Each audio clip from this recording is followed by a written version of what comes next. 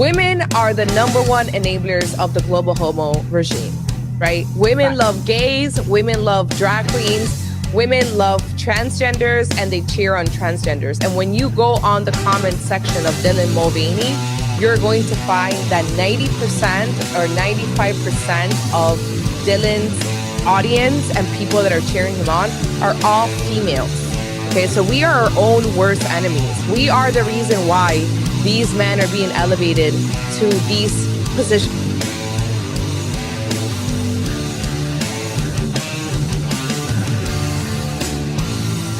Ursula von der Leyen has a doctorate in medicine. Her maiden name is Albrecht, and her husband Heiko is medical director of Orgenesis, a U.S. biotech company specializing in gene therapies such as Pfizer and Moderna vaccines. She has been on its scientific council since 2019 and has held her position since September last year. Pfizer and Orgenesis have a very close relationship.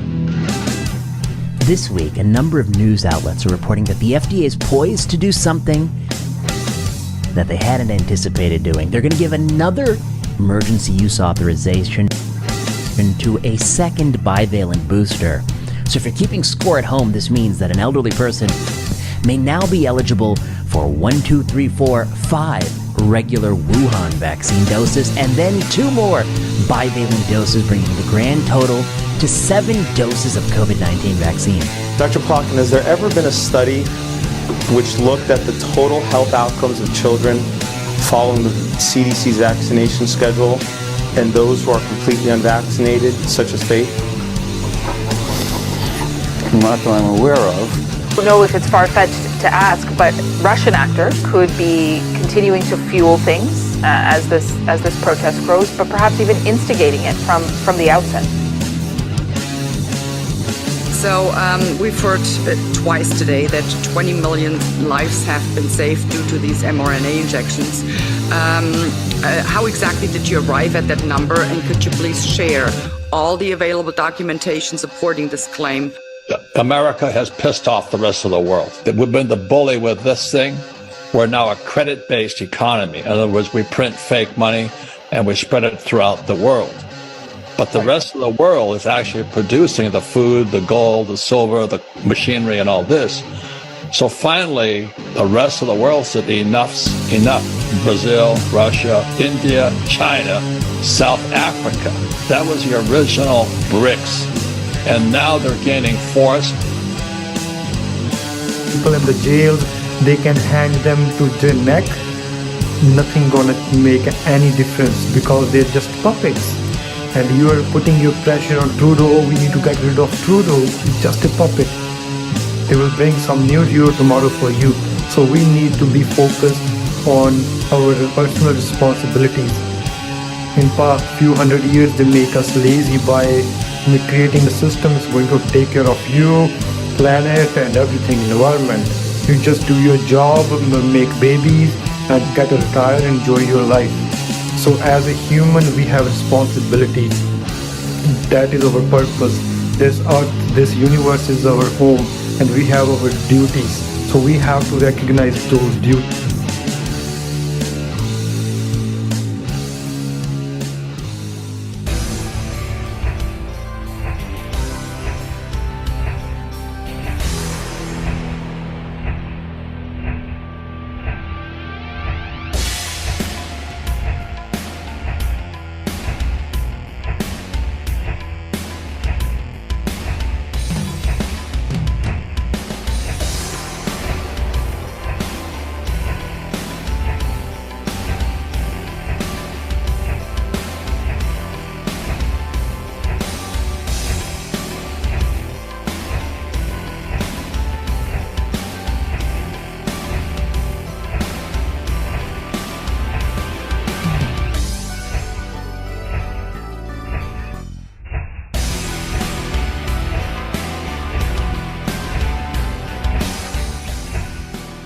Let's get ready to spread 'em.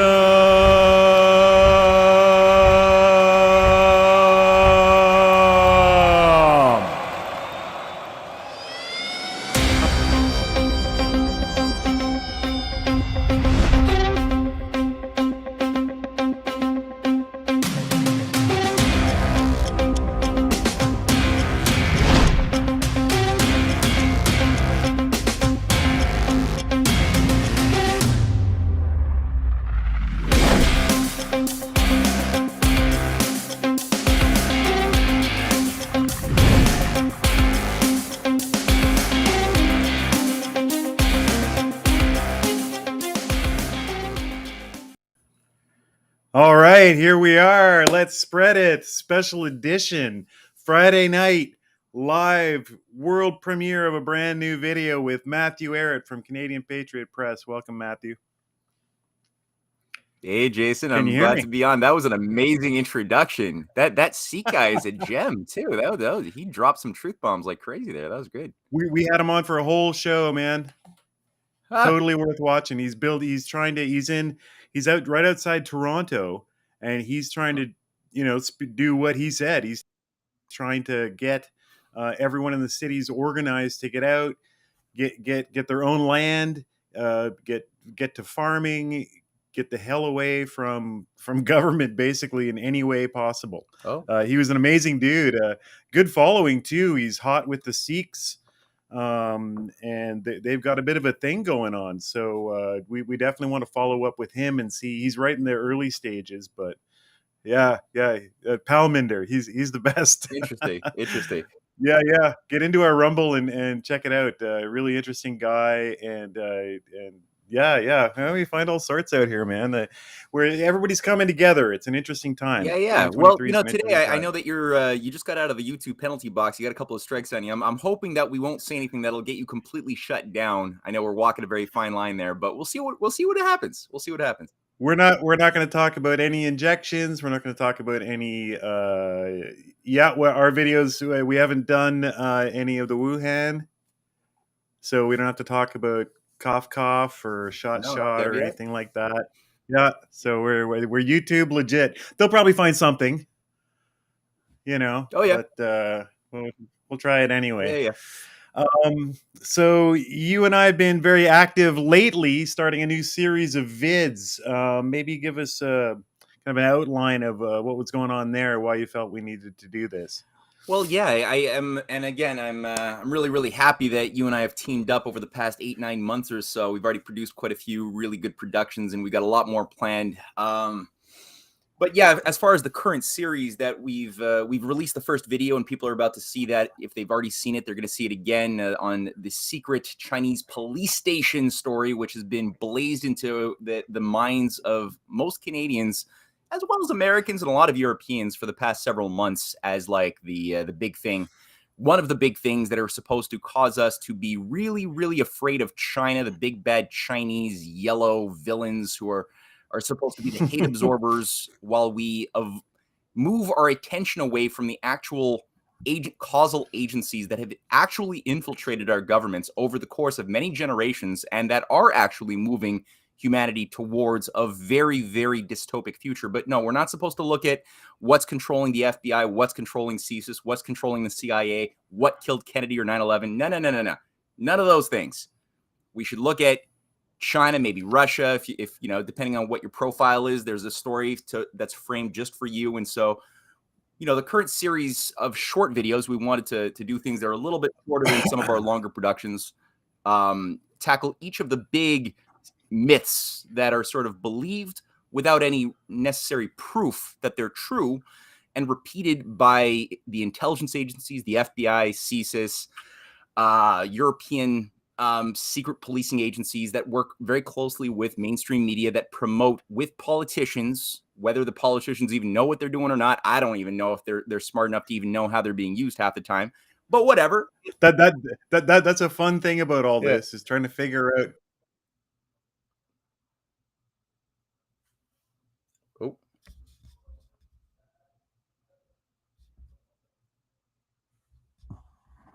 Can I not be heard? What's going on?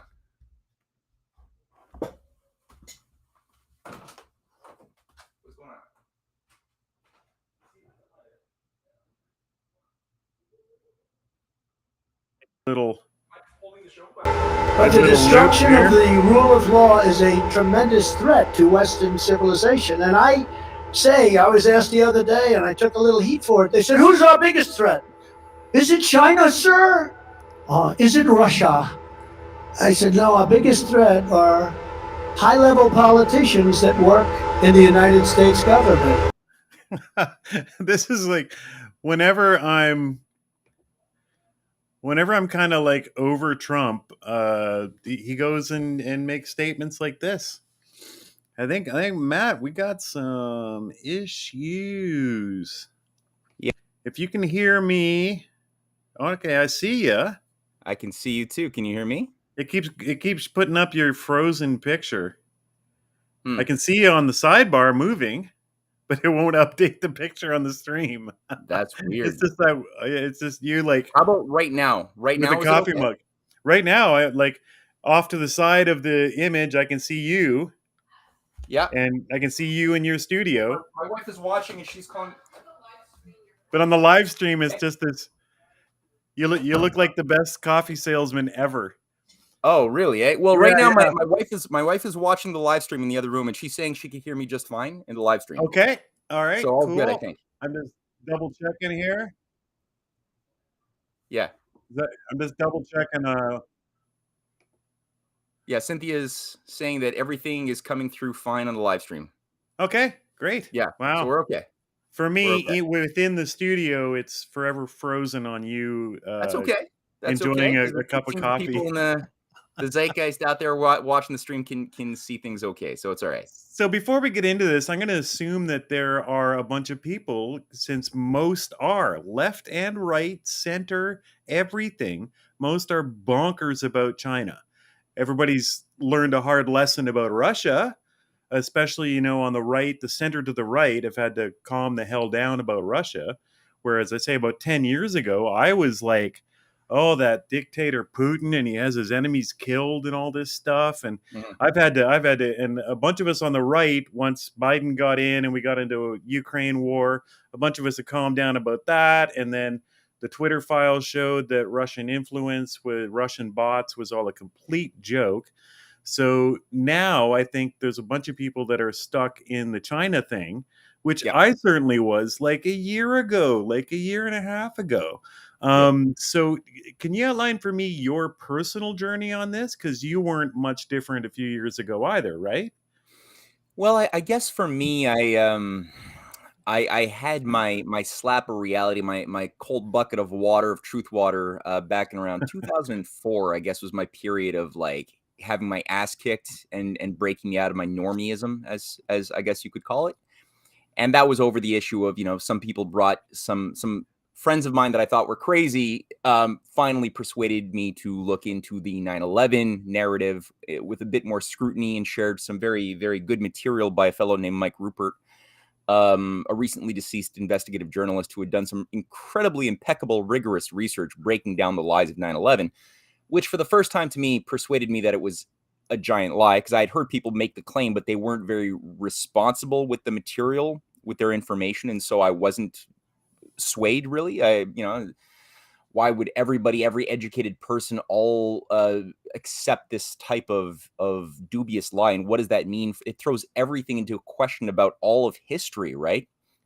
So I started my sort of obsessive research project, personal obsessive research project back then, and for about a year of just plunging into black pill territory, deep swamps, deep dives. You start piecing together a slightly more truthful narrative of all of human history, going into, because obviously 9/11 didn't come out of a vacuum. It required something that took over, infiltrated our governments for a long time before that, such that this could happen. So it takes you very quickly into the reality of longstanding multi-generational bankers conspiracies.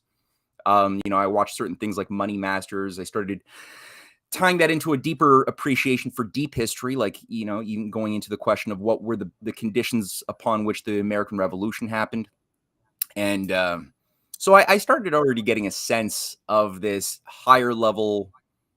I guess in around 2006, early 2006 was a time when I finally realized that America, the United States of America, was not the center of evil as I had thought it was, as the big bad New World Order supervillain. Because for a while I was like, okay, obviously the USA is evil. Look what they've done to the world over the past 60 years.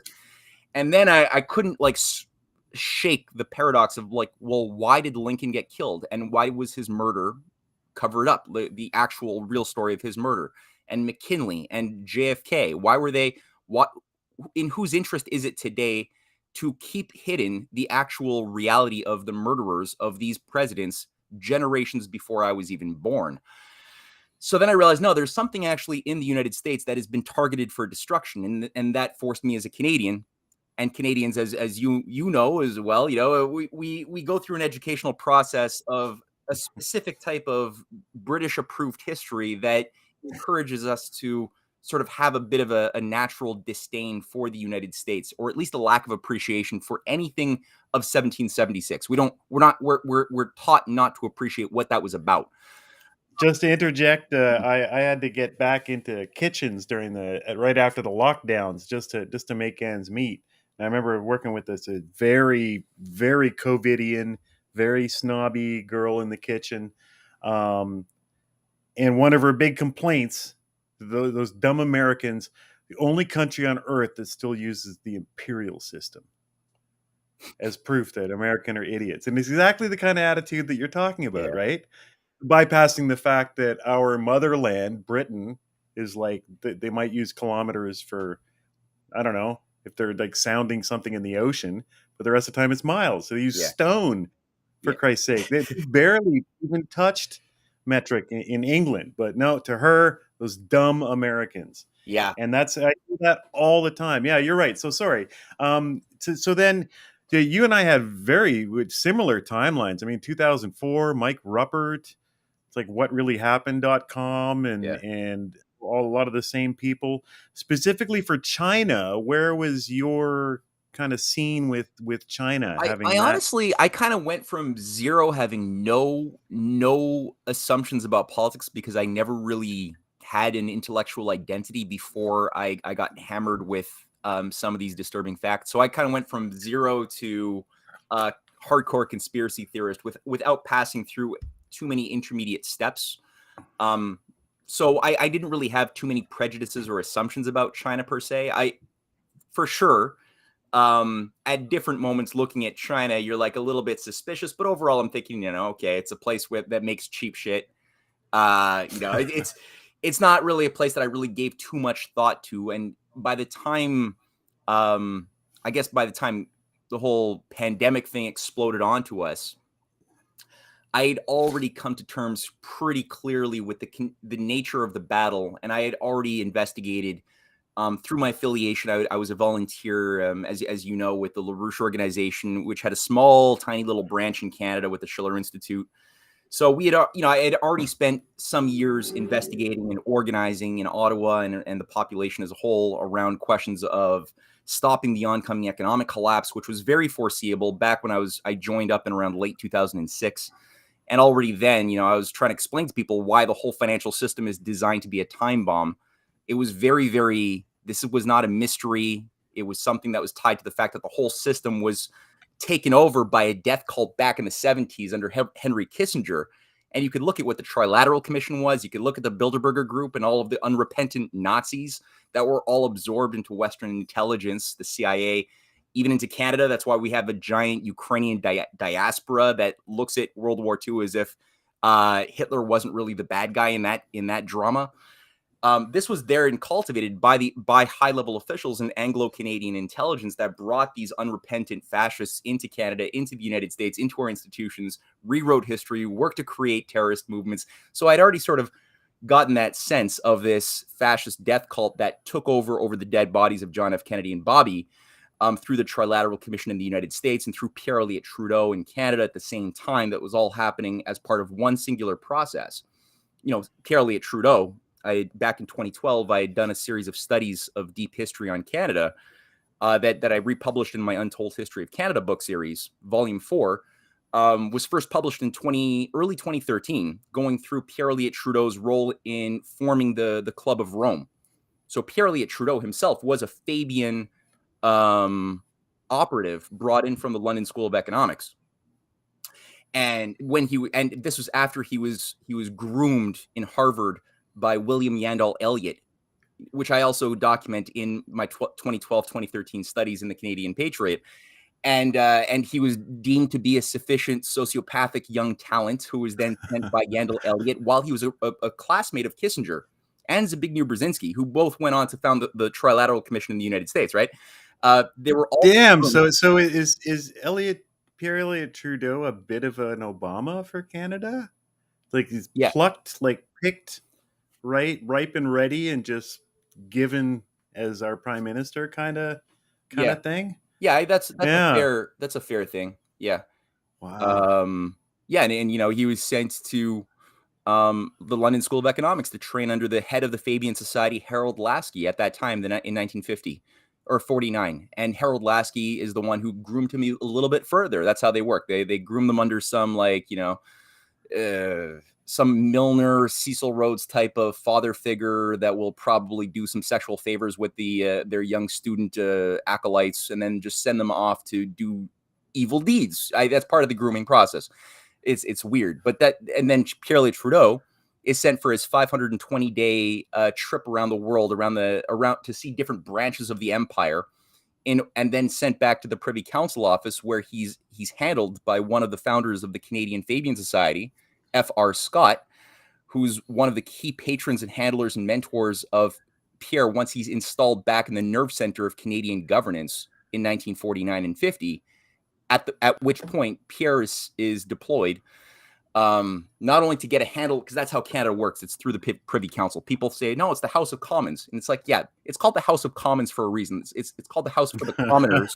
They don't let the Commoners make policy. It's the Privy Council. So that's what Pierre was like. Which is the cabinet. For Americans, that's the cabinet, right? It should be the cabinet. I mean, obviously, it's sort of like the civil service, where the mandarins go and install themselves as career civil servants. And I say mandarins right now because that's sort of the term from the old Tang and Qing dynasties, you know, the career bureaucrats.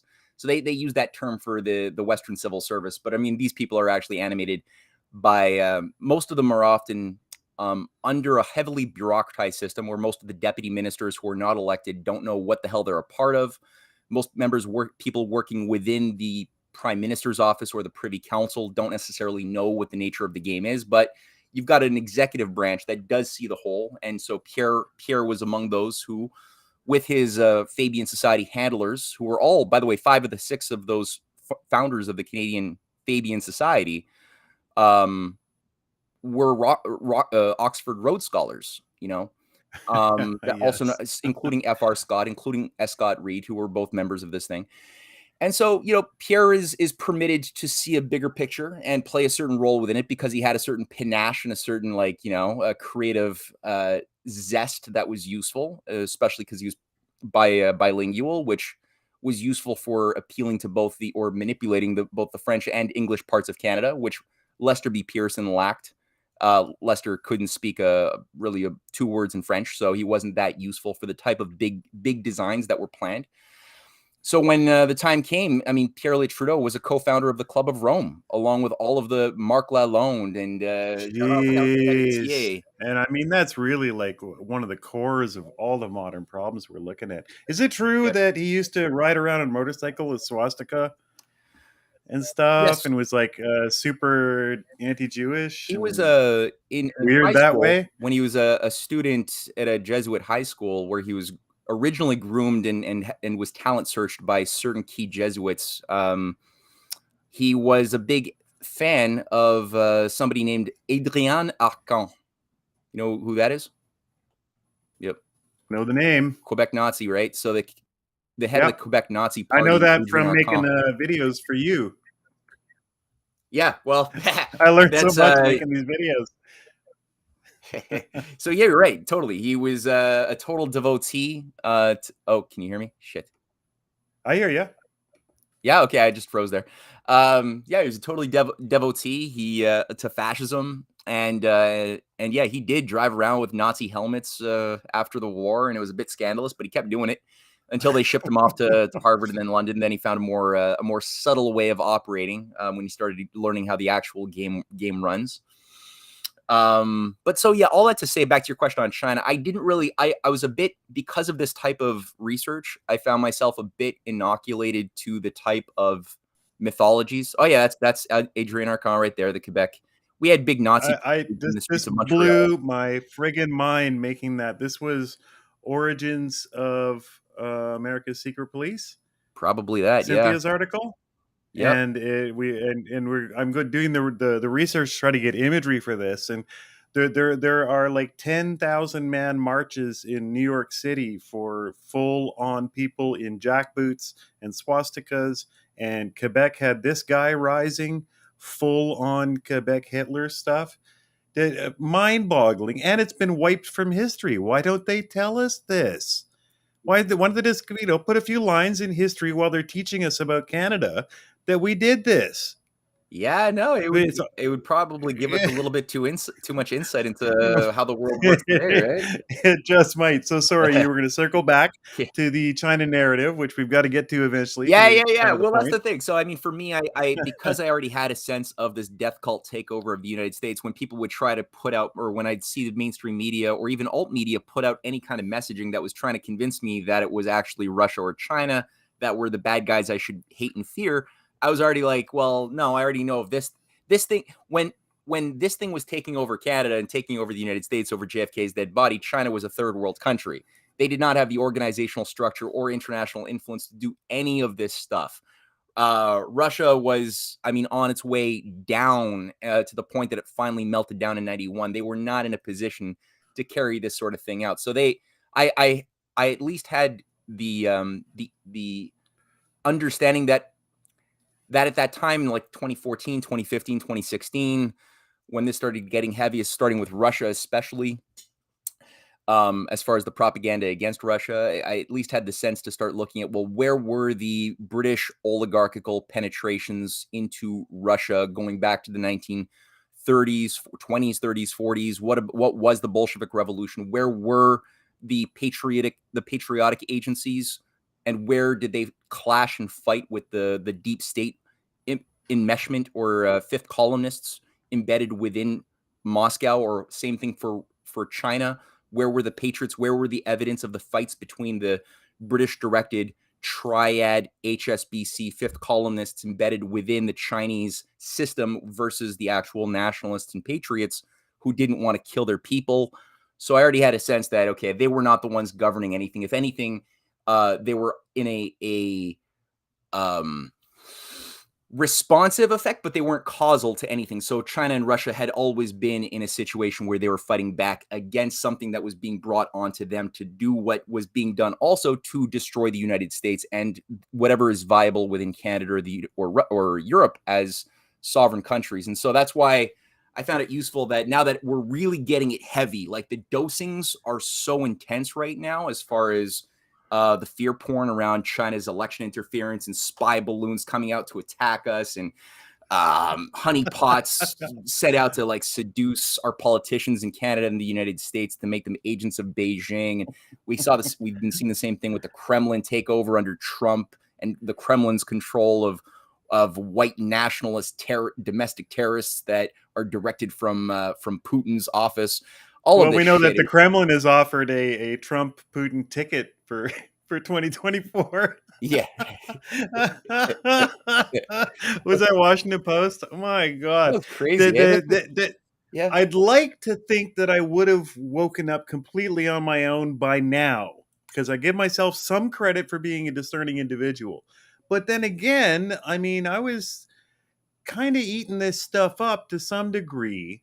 I think just as a knee-jerk reaction to the fact that China is communist. Now, what is communism at this point and what is Chinese communism is highly up for debate. I mean, it's basically kind of a capitalist structure, really, for the most part, with some, social communist elements remaining and some strong, really strong governance remaining, which I don't give a shit about. Like, it's probably not my thing, but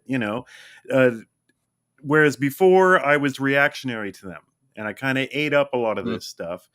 I'd like to think by now in 2023, I'd be like, come on, guys, the balloons, the secret police stations. I mean, they're not even trying.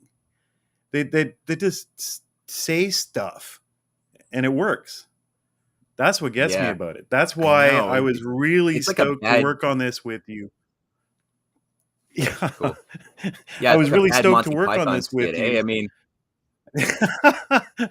Totally. Just to spend some time, you got to get on Google and you got to search this stuff, and then like see if there are receipts for any of it, and you quickly find there's nothing.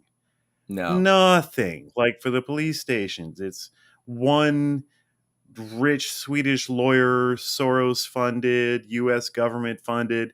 The whole police station narrative comes out of one single report from this pissed off Swede. As you look, I'm just looking for anything for evidence to support anything about what they're saying about China, and it's all falling apart. So I'd like to think I would have woken up by now, but I got to say, knowing you for a year and a bit, I was a little bit like hardened towards this stuff. I had a hardened bunker built up a little bit already, but now it just comes down to like whoever they're telling you is the biggest threat to our democracy is probably all right. Yeah, at this point. that's unfortunately what it's come down to as a good litmus test. Our society is that inside out right now. That whatever the mob is being induced to think is true is it's a reliable assumption that the opposite is probably true. And I mean, like I said, for me, one very useful litmus test that China especially kept on passing, knowing that the fundamental operating principle of oligarchy going back thousands of years has always been population control, population management, and dumbing down of a divided population. Those are some of the core invariants, regardless of what generation or what part of the world one wishes to look at as far as investigating oligarchical parasites, managing or trying to subvert humanity. Because oligarchism as a principle expresses itself in India, over ancient India, China. We've seen examples of that, obviously in the western part of the world that we come from. But there's common principles to it, and one of those common themes is the idea that people and other forms of animals in the biosphere are not qualitatively different, and so you want to, as an oligarch or somebody who thinks like an oligarch, keep people in a state where their identity is as bestialized as possible so that they can't tap into the deeper human qualities of recognizing how your conscience and your creative reason grow and mature together, so that your higher state of universal sentiments, like that are associated with conscience, agapic love, all of these things are working in harmony with your logic, with your reasoning part of the self that grows and shapes your identity to maturity. So you see yourself increasingly as part of a whole, which is more than simply your sensual being, which we're going to die, right? Like that's another thing that animals are not self-aware of as a concept, is their mortality. Humans are. So that's like something which either you live in fear and depression of that reality, or you accept the fact and you learn to adopt a reality that allows you to act and think and feel on a higher degree domain, which is more than simply the limits of your birth and death, so that you are taking appreciation and ownership of the sacrifices made for those who came before, and that you're trying to amplify or give something of yourself to make things better on some amplification that will reverberate after your life, right? And that's the source of human happiness, human meaning, satisfaction, all these good things, which is what the oligarchy tries to cut us off from. And they've got all sorts of techniques that they've used: cultural warfare, epistemological warfare, other forms of corruption of educational systems that they've refined, and they always do again and again. It's not that creative, but they do it stubbornly. It doesn't need to be, because does it all boil down to fear and anger? Are these the way that you kill the happiness and joy that you're talking about, which no one ever talked to me about in school? No one ever nurtured any of this kind of stuff. Is that it? Is that why it's unoriginal? Is because it just comes down to a cycle of fear and anger, fear and anger. That's a good, simple way of saying it, I think, as a starting point. Yeah, I think those are like really not healthy foundations upon which an identity or a set of ideas should be built up. If fear and anger, I mean, no, we're creatures of hope and love. So, I mean, what's the opposite of fear is hope, right? And the opposite of anger is love, forgiveness. So that's a much more healthy, fertile soil in which good fruit can grow from. So they give us a spiritual soil out of which no good fruit could possibly grow in that type of climate, and then they suffocate it.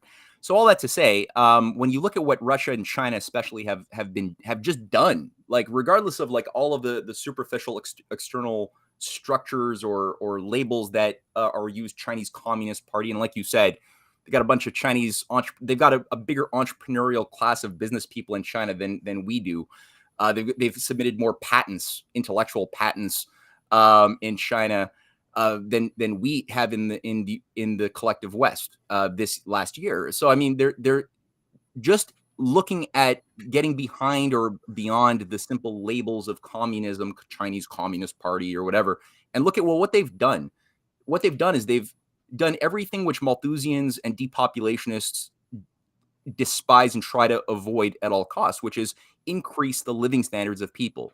They've brought more to the table for the Middle East, for Africa, for divided parts of the world that have been cultivated to be in divide and conquer forever wars through economic development projects, which people can look at. They can look at the $4 trillion of investments by the Belt and Road Initiative, which is thousands of big and small projects that are of all sorts, which run contrary to all of the techniques that have been done under the IMF, the World Bank, over the dead bodies of JFK and Bobby Kennedy, and they've pulled a big millions and millions of their own people out of poverty in only 20 years by first kicking out George Soros. So it just shows you when China kicks out George Soros, which is another video that you and I did with Cynthia, you can do miracles by actually kicking George Soros and the open societies out of your country. That's the video, How China Banned Soros in 1989. You are all of a sudden QR code that, everybody. That's a great video to see some background on this. I had my tiny mind blown by doing the research and grabbing the footage for this, that Tiananmen Square was a psyop. Mm-hmm. What? I mean, does it ever end on what are lies and what are psyops and what are fake? And it's wild. I wanted to ask, we were going through fear and anger and how we talk about China, which it is wild doing these videos and just trying to Google a quote from Xi Jinping or any kind of official. It's all buried. We don't get to hear them talk.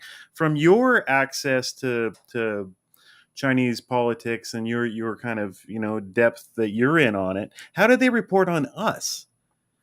Well, do they think we're crazy? Do they think we're a threat? Do they report on us like we report on them?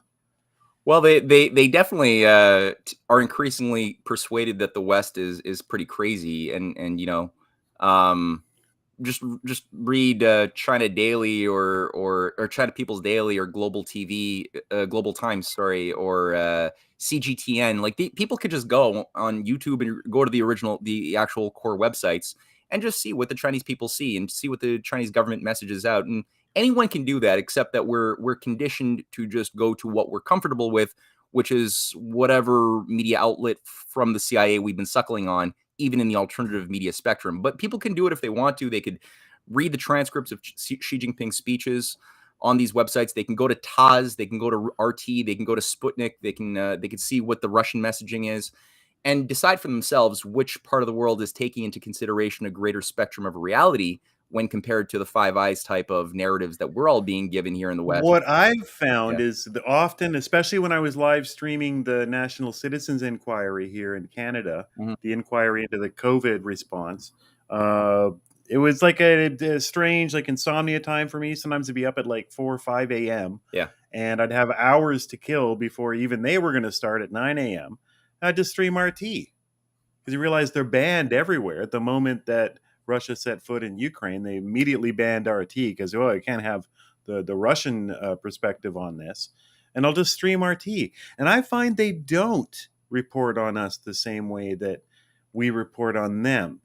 Yes, obviously, they're highly aware of the great threat that's being posed by American, attempts at dominance and the American media and how they're portraying Russia. But I find RT is much more tactful. Oh, yeah. far less like there's an American underneath your bed right now. They don't report on us the way we do on No, them. they're pretty good. They're pretty good in the sense that within the editorial narratives, there's a sensitivity to the fact that they are aware that Western states have been subverted and taken over by an agency which does not represent the Americans, the Canadians, the European people as such. And they talk about the Davos crowd with fairly good accuracy, and the entire agenda to shut down food production to get us to eat bugs, which they recognize is sort of like not what the people want. So it's quite good. And I mean, I noticed even when you listen to Putin's speeches, he's very clear in many of his discourses to differentiate between the authentic Western civilization, which Russia wants to work with, versus this perverse monstrosity masquerading as Western civilization, the LGBT XYZQX23982 post-truthism, which cannot be negotiated with because it itself is ultimately a tweaked form of hardcore fascism veneer. But there's a sensitivity also in China. I mean, China's not as good on the information warfare front. They don't have the sort of savviness as RT does or Sputnik News does, which is a little bit smarter.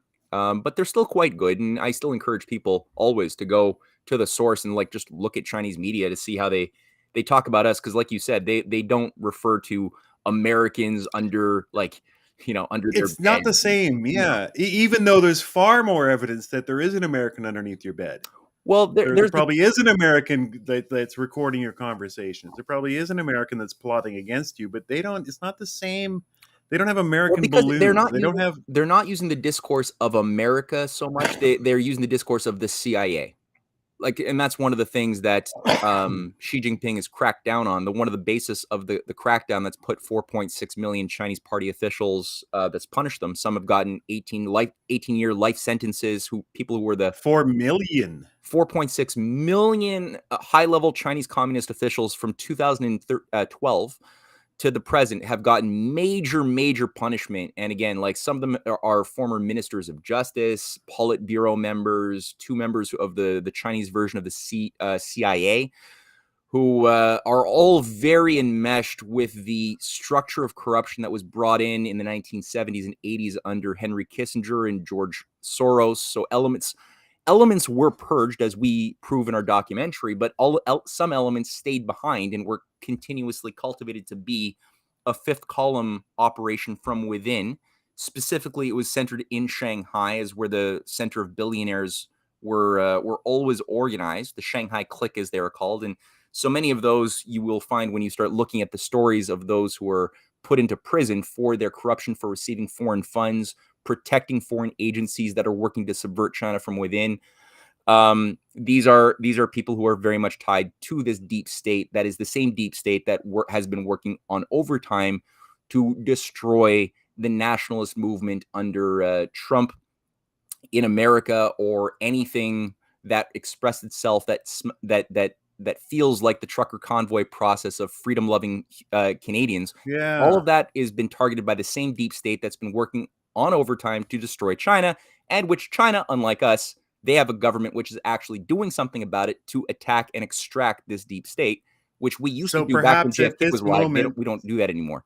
Huh? Sorry to interject. No, it's fine. Perhaps at this moment, it suddenly makes so much sense why they're so desperate that they're going for Chinese balloons and secret police stations and election interference and all this hokey, amorphous crap. It's because it's that serious. Yes. So, if China, if they're undergoing that much of a change to break away from where Kissinger and Brzezinski et al. Thought that things were going to go with their slave state, vassal state in China, but China's growing a pair, breaking away at the same time that you've got Trump elected into office and Brexit. No wonder that they're relying on such ridiculous narratives to try to turn everyone against China. Oh, it yeah. seems like pretty good timing. It suddenly makes a little bit more sense. Absolutely. Chinese balloons suddenly sounds a little more reasonable, giving them some credit. Well, it's that big lie thing, right? If you repeat something enough, people will start to believe it, as Goebbels said. So they're just using that same old formula: repeat, and try to have as many people who appear to have authority say the same thing, to the point that you can get the mob to nod in the same synchronized fashion, and then anybody who thinks otherwise feels embarrassed to speak out, and they find themselves just nodding behaviorally, even if they don't believe it in their heart, to the point that they start believing it, because it's too much cognitive dissonance to live in a world where everybody thinks everybody's insane. You have to yourself kind of become insane for some people just to be functional, which is unfortunate. So well put. And what I've found, we got this whole group of people that move through COVID and the lockdowns and stuff, and questioning all that, and learning about the IMF and the WEF and George Soros, and questioning all that. And then you get to this, and there's no questioning. And you just said, like, you know, you like dare not speak up in polite societies. I've only recently found the pair to actually take people on publicly about this China stuff, and the sheer anger is astounding. I've been in a few spaces and brought up, like, hey, maybe there's not any proof for this stuff, and the sheer, just like blood boiling level vitriol that you can't get past. But no one's ever got anything like, here's my evidence for why I think this way. It's just anger, like So here's blinding anger. It's wild, and it really feels like 1949 McCarthyism, or 1958 McCarthyism, I should say.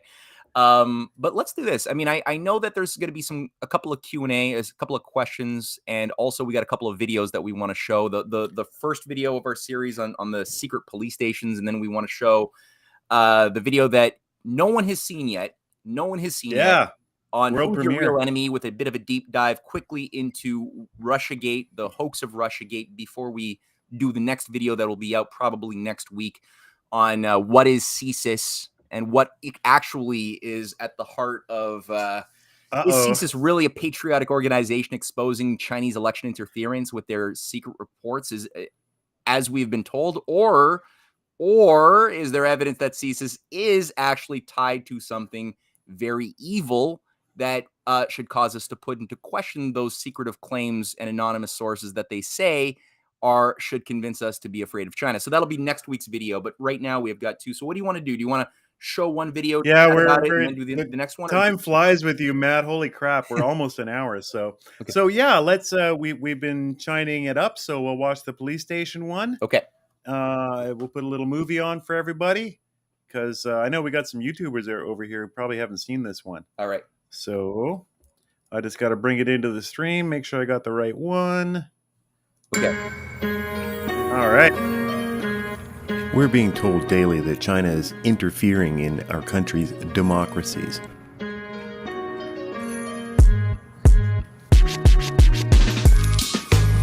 Obviously, these allegations insinuate operations well above and beyond the normal levels of statecraft and diplomacy expected of internationally engaged nations. Such bold claims must be backed up by solid evidence, right?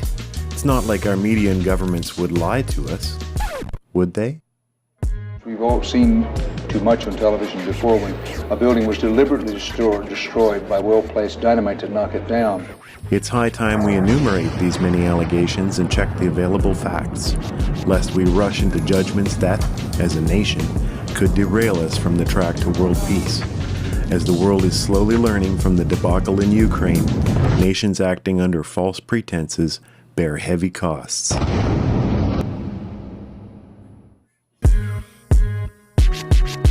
In 2022, it was proven that Canada's Freedom Convoy was, in fact, a gathering of white supremacist Nazis who stole food from the homeless and defaced national monuments. Each of these allegations was proven by a single, unverified, yet somehow unimpeachable source. The truckers and their supporters tried to disprove what they claimed was obviously politically motivated and baseless allegations, but none of their counter-arguments, no matter how lucid, was shown on news media. So no one heard them. The notion of Chinese police stations comes entirely from two reports from Peter Dolan's Safeguard Defenders. 110 overseas. Patrol and persuade. Safeguard Defender is the latest non-profit human rights NGO set up by the notoriously chinless Swedish Eric Clapton impersonator Peter Dahlin, after China Action was shut down following his arrest, imprisonment, and expulsion from China in 2016. Media reported on his arrest as a vague assembly of motives, from communist intolerance of criticism, which we in the educated West are apparently immune à la to, vaccination. Ils sont extrémistes. Qui croient pas dans la science, qui sont souvent misogynes, souvent racistes aussi. Est-ce qu'on tolère ces gens? to the Chinese just basically being a bunch of poo-poo heads. In what will be considered a revolution in Western media, we're going to ask the Chinese why they did it. Crazy, right? China Action was shut down for receiving foreign funding and insidious operations that provide fake and distorted human rights reports to foreign groups. Dahlin confessed to the charges, admitted that he had violated Chinese laws, and apologized for his deeds. Of course, here in the West, this was reported as if Dahlin was forced to read a scripted confession. The sincerity of his words were belied by his immediate creation of Safeguard Defenders upon returning to England, which, in his own words, inherited the mission of China Action. So our media must have been right? Let's take a look at the documentation for China Action, which is freely available. Okay, so get this report out here. China Action, China change funding. Looky here. Turns out China Action was funded entirely by the European Union and the National Endowment for Democracy, or NED. The NED was created by the US government in 1983 to promote international regime change, under the veil of democracy building. It works closely with George Soros' Open Societies and a whole sea of non-governmental organizations, or NGOs. Funding for Safeguard Defender is uncertain. Tax records in Spain, where its headquarters are, don't have to list funding. But since all previous Dahlin NGOs have been funded by Soros institutions, it is a safe bet that Soros' Open Society is not far behind the curtain here. Soros, US government, and European Union financial backing means Safeguard can't be trusted. Soros-funded color revolutions came home to roost in America with violent BLM riots, fueled by a narrative of the US regime's illegitimacy due to foreign interference in elections and systemic racism. Starting to sound familiar now? Literally all Western articles eventually point back to Patrol and Persuade, without exception, with no other source. Safeguard Defenders, a non-governmental organization. Safeguard Defenders. Safeguard Defenders, a Spain-based rights group. With Safeguard Defenders. The Spain-based non-government group Safeguard Defenders. Human rights group Safeguard Defenders. A 2022 investigation published by Spain-based advocacy group Safeguard Defenders. There's just one problem with the Safeguard Defenders report. It's a cock-up, based on mistranslation and misinformation. According to Yale legal scholar and China expert Jeremy Dow, the report's authors incorrectly translated a Chinese document describing a police task force operating within Yunnan province, believing instead that the task force was heading abroad. Once again, Canadian Patriot will fearlessly break new journalistic ground by bringing you that which you have never heard before. Chinese people. Liu Pengyu, spokesperson for the Chinese embassy in Washington, D.C., asserted that such charges were not rooted in reality. About the overseas police stations, we have made it clear many times that the allegation has no factual basis. There are simply no so-called overseas police stations. The relevant sites are formed by overseas Chinese, drawing upon the resources of local communities and providing a place for overseas Chinese in need to access consultation and assistance. There is no employment or affiliation with any Chinese government agency, nor are these sites authorized or delegated to provide the service. Providing online service is a common practice recognized and adopted by countries worldwide. The heterologically named Brenda Lucky told the Special Committee for Canada-China Relations on February 7, 2023, 4 stations have been identified, 3 in the Toronto area and 1 in Vancouver. Attributed to, guess who? Safeguard Defenders. The RCMP sent in officers to show a visible presence. We did a disruption by going in uniform with marked police cars to speak with the people involved in those police stations or those locations. Ooh, those Chinese must have been so scared. Except no arrest or charges have ever been laid. Conservative MP Raquel Danko asked Lucky whether anyone had been arrested, deported, or had their diplomatic credentials revoked. If any of that had happened, then I could speak more to it, if there was any charges laid, but that is not the case. Charles Burton, senior fellow at the Macdonald Laurier Institute, pointed out that no Chinese diplomat has been expelled. No agents of the Chinese regime have been brought before a Canadian court to be accountable for alleged criminal activity. Remember, way back at the start of this little video essay, we reminded you how it was proven that the Canadian truckers were all just white supremacists?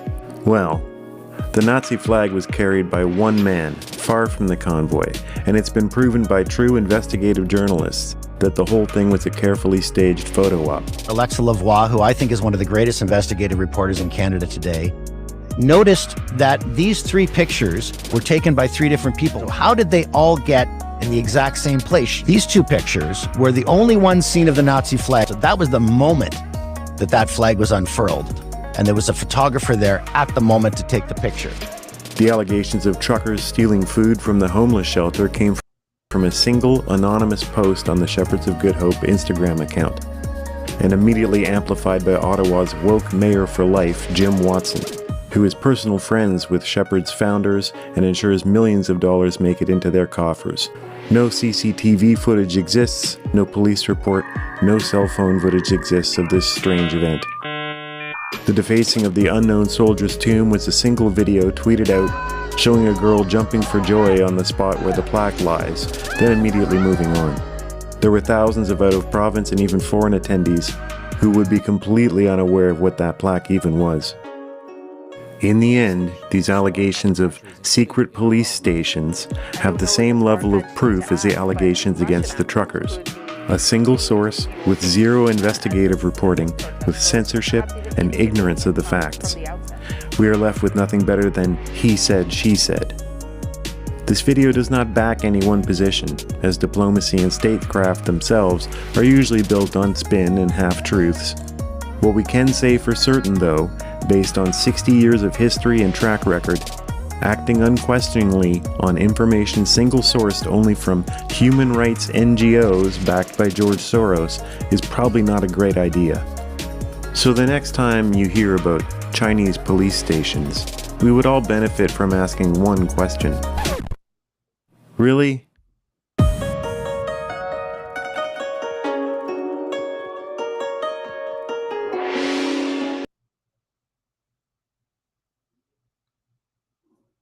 That was fun. There we go. Still fun to watch, man.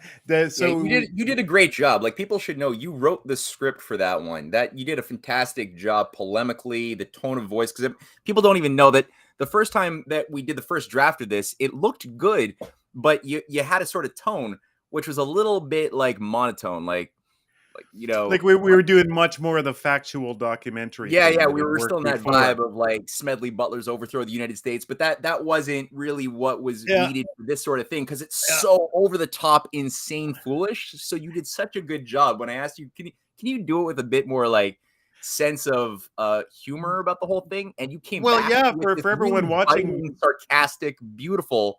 You had gone down some kind of YouTube rabbit hole of some new creators. You sent me some links to some people. Right. It turned out I knew who they were. And they had a much breezier tone, a much more fun kind of YouTube, almost like gamer video kind of tone to their videos, which in so many ways is what makes YouTube a great way of impacting information while still having fun. Mm-hmm. And I think previously in our documentaries, we're trying to get so much information out. It's informative, but here we had this new mandate to have a bit of fun. Yeah, which is great. Yeah, we can drop a few memes, get a little bit silly. We're both Monty Python fans. Because there's nothing there, right? Like at the end of the day, to treat it too seriously does the lie too much service, because the lie itself, as you pointed out, is based on nothing but one flimsy ass report, which has nothing grounding it when anybody reads these Safeguard Defender reports, there's nothing there. It's an outfit that had been kicked out of China for being a foreign insurgency or a foreign insurrectionary organization passing on lies from the inside called China Action. And they got money openly from the European Union and most specifically from the National Endowment for Democracy, a CIA front group, which has been openly funding regime change operations for 40 friggin' years. This thing was funding the thing that is Safeguard Defenders, which proves nothing. And the fact that you paralleled it so nicely to exactly the types of slanders and lies that were used against the Chinese, against the Freedom Convoy. Perfect. Very, very simple. Very good. I'm just trying to find ways to reach people that are on our side and should be seeing through this, to see the parallels. Yeah, it's bonkers. Can you imagine if there was even the slightest whiff of completely Chinese government-funded institutions funding millions of dollars into a Chinese lawyer in America who was then sending lawyers out to cause shit and file lawsuits against the American government? Can you imagine the headlines that would result? China trying to take down our democracy with lawyers, and then every Chinese lawyer in America would be hated and run out of town. But that's exactly what Peter Dolan and Safeguard Defenders was. Yeah. And they kicked him out. And he admitted to it. Now, you can say, like, it's kind of like when you plead guilty to something and maybe he's just, saying it to get out of it. But he said it. Yeah. Some people don't agree to say confessions when they don't do crimes. So, I mean, it's, it's something to take into the balance. He admitted to actually absolutely doing this. So I think we're on to something here. These are going to be great videos. I think they're really going to take off. And we got a whole second one. We do. To premiere. Do you want to run it? Like, do you want this to be the official unveiling moment now of the... We're going to lead into it. So this one was part 2 was your brainchild and your script. What were you trying to get to with this one? What kind of problem were you trying to answer here? Well, as we called it, who is your real enemy? The original idea was to simply have this as one standalone video dealing with the Chinese election interference story. And obviously, since March, when the so-called CSIS, that's for those who might be Americans listening in, that's sort of the Canadian counterpart to the CIA, CSIS. It was set up in 1983. Under very dubious, dark pretenses. But the point is, CSIS generated a report that was made public, that was leaked from CSIS operatives to Globe and Mail and also Global News, which then regurgitated its conclusions, which is that the Chinese government, straight from Beijing, has infiltrated and influenced the outcome of the Canadian elections using a variety of proxies and front groups to fund liberals to put Justin Trudeau into power in 2019 and again in 2021. And Trudeau, thus, the conclusion thus would be that Trudeau is a Beijing stooge. That's the thesis. That's the narrative that we were given, and that was being used by CSIS and their various liberal government-funded news media outlets, which everyone should know have gotten millions and millions of dollars that only increased under COVID to carry out government propaganda. But these patriotic news outlets and patriotic intelligence agencies were kind enough to let the population know that the Chinese are actually behind the control of the Canadian government. So originally I wanted one video, but then I realized, well, with everything going on, with the bomb dropping of the Durham report that just went public on May 15th in the United States after a 4-year inquiry into the claims of Russiagate that were being supported by so many officials within the NSA, the CIA, the FBI, and obviously the Durham report, for anybody who's looked at that or looked at any of the basic information of Russiagate, it proved that it was all a lie. There was never a shred of evidence to justify the type of witch hunt that Robert Mueller, the former director of the FBI, during 9/11, the guy who covered up the role of the CIA and the Saudis in being key aspects of making the 9/11 operation happen. That Robert Mueller, that guy was the inquisitionary witch hunter who was deployed to prove that the Russians had taken over the United States under Trump. So there was never a shred of evidence to any of those claims. So we decided that, well, let's break it up into two sort of videos, with the first video focusing, because it's obviously the same story, but then just remodified to cater to different audiences, where the Russiagate is catered to a liberal, democratic-leaning audience, and the Chinese interference story is reframed to cater to the psych profile. And yes, there is a psych profile of conservatives, to basically tell the same story, but now it's the Chinese, not the Russians, or some mix of Chinese and Russians. So we said, okay, let's do two. Let's do the first one as a 10-minute deep dive, just quickly, dealing with the case of the fallacies of Russian interference, which most good-hearted conservatives have now come to terms with and realize is a giant hoax. And now this is going to set the stage as we go into what has not yet been done, but this is a video that's coming out next week or the week after, dealing more concretely with the Chinese election interference in Canada story in greater detail. So I think this will be a good place to probably take a moment and, I guess, unveil our documentary, unless you have a thought or two you want to share first. I have so many thoughts I can't even keep up. The psych profile of the conservative has really been hitting me, in the sense that I've had to come to grips to some degree with, you get so reactionary with the censorious attacks of the left, and pushing down the voice of the right. They're all knuckle dragging right wing Trumpists, uneducated, and all this stuff.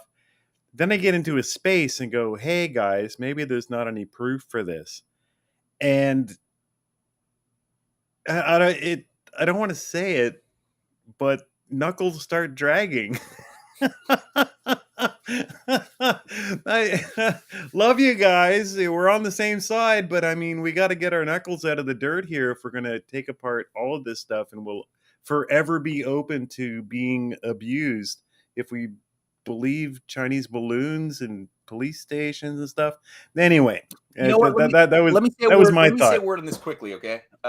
Because within volume 3 of the Untold History of Canada book series, which people, if they want to really get a sense of like the hardcore reality of what is Canada, read that 4-volume book series. But within volume 3, I did a bit of a deep dive on the figure of John Diefenbaker, our prime minister from 1957 to 63.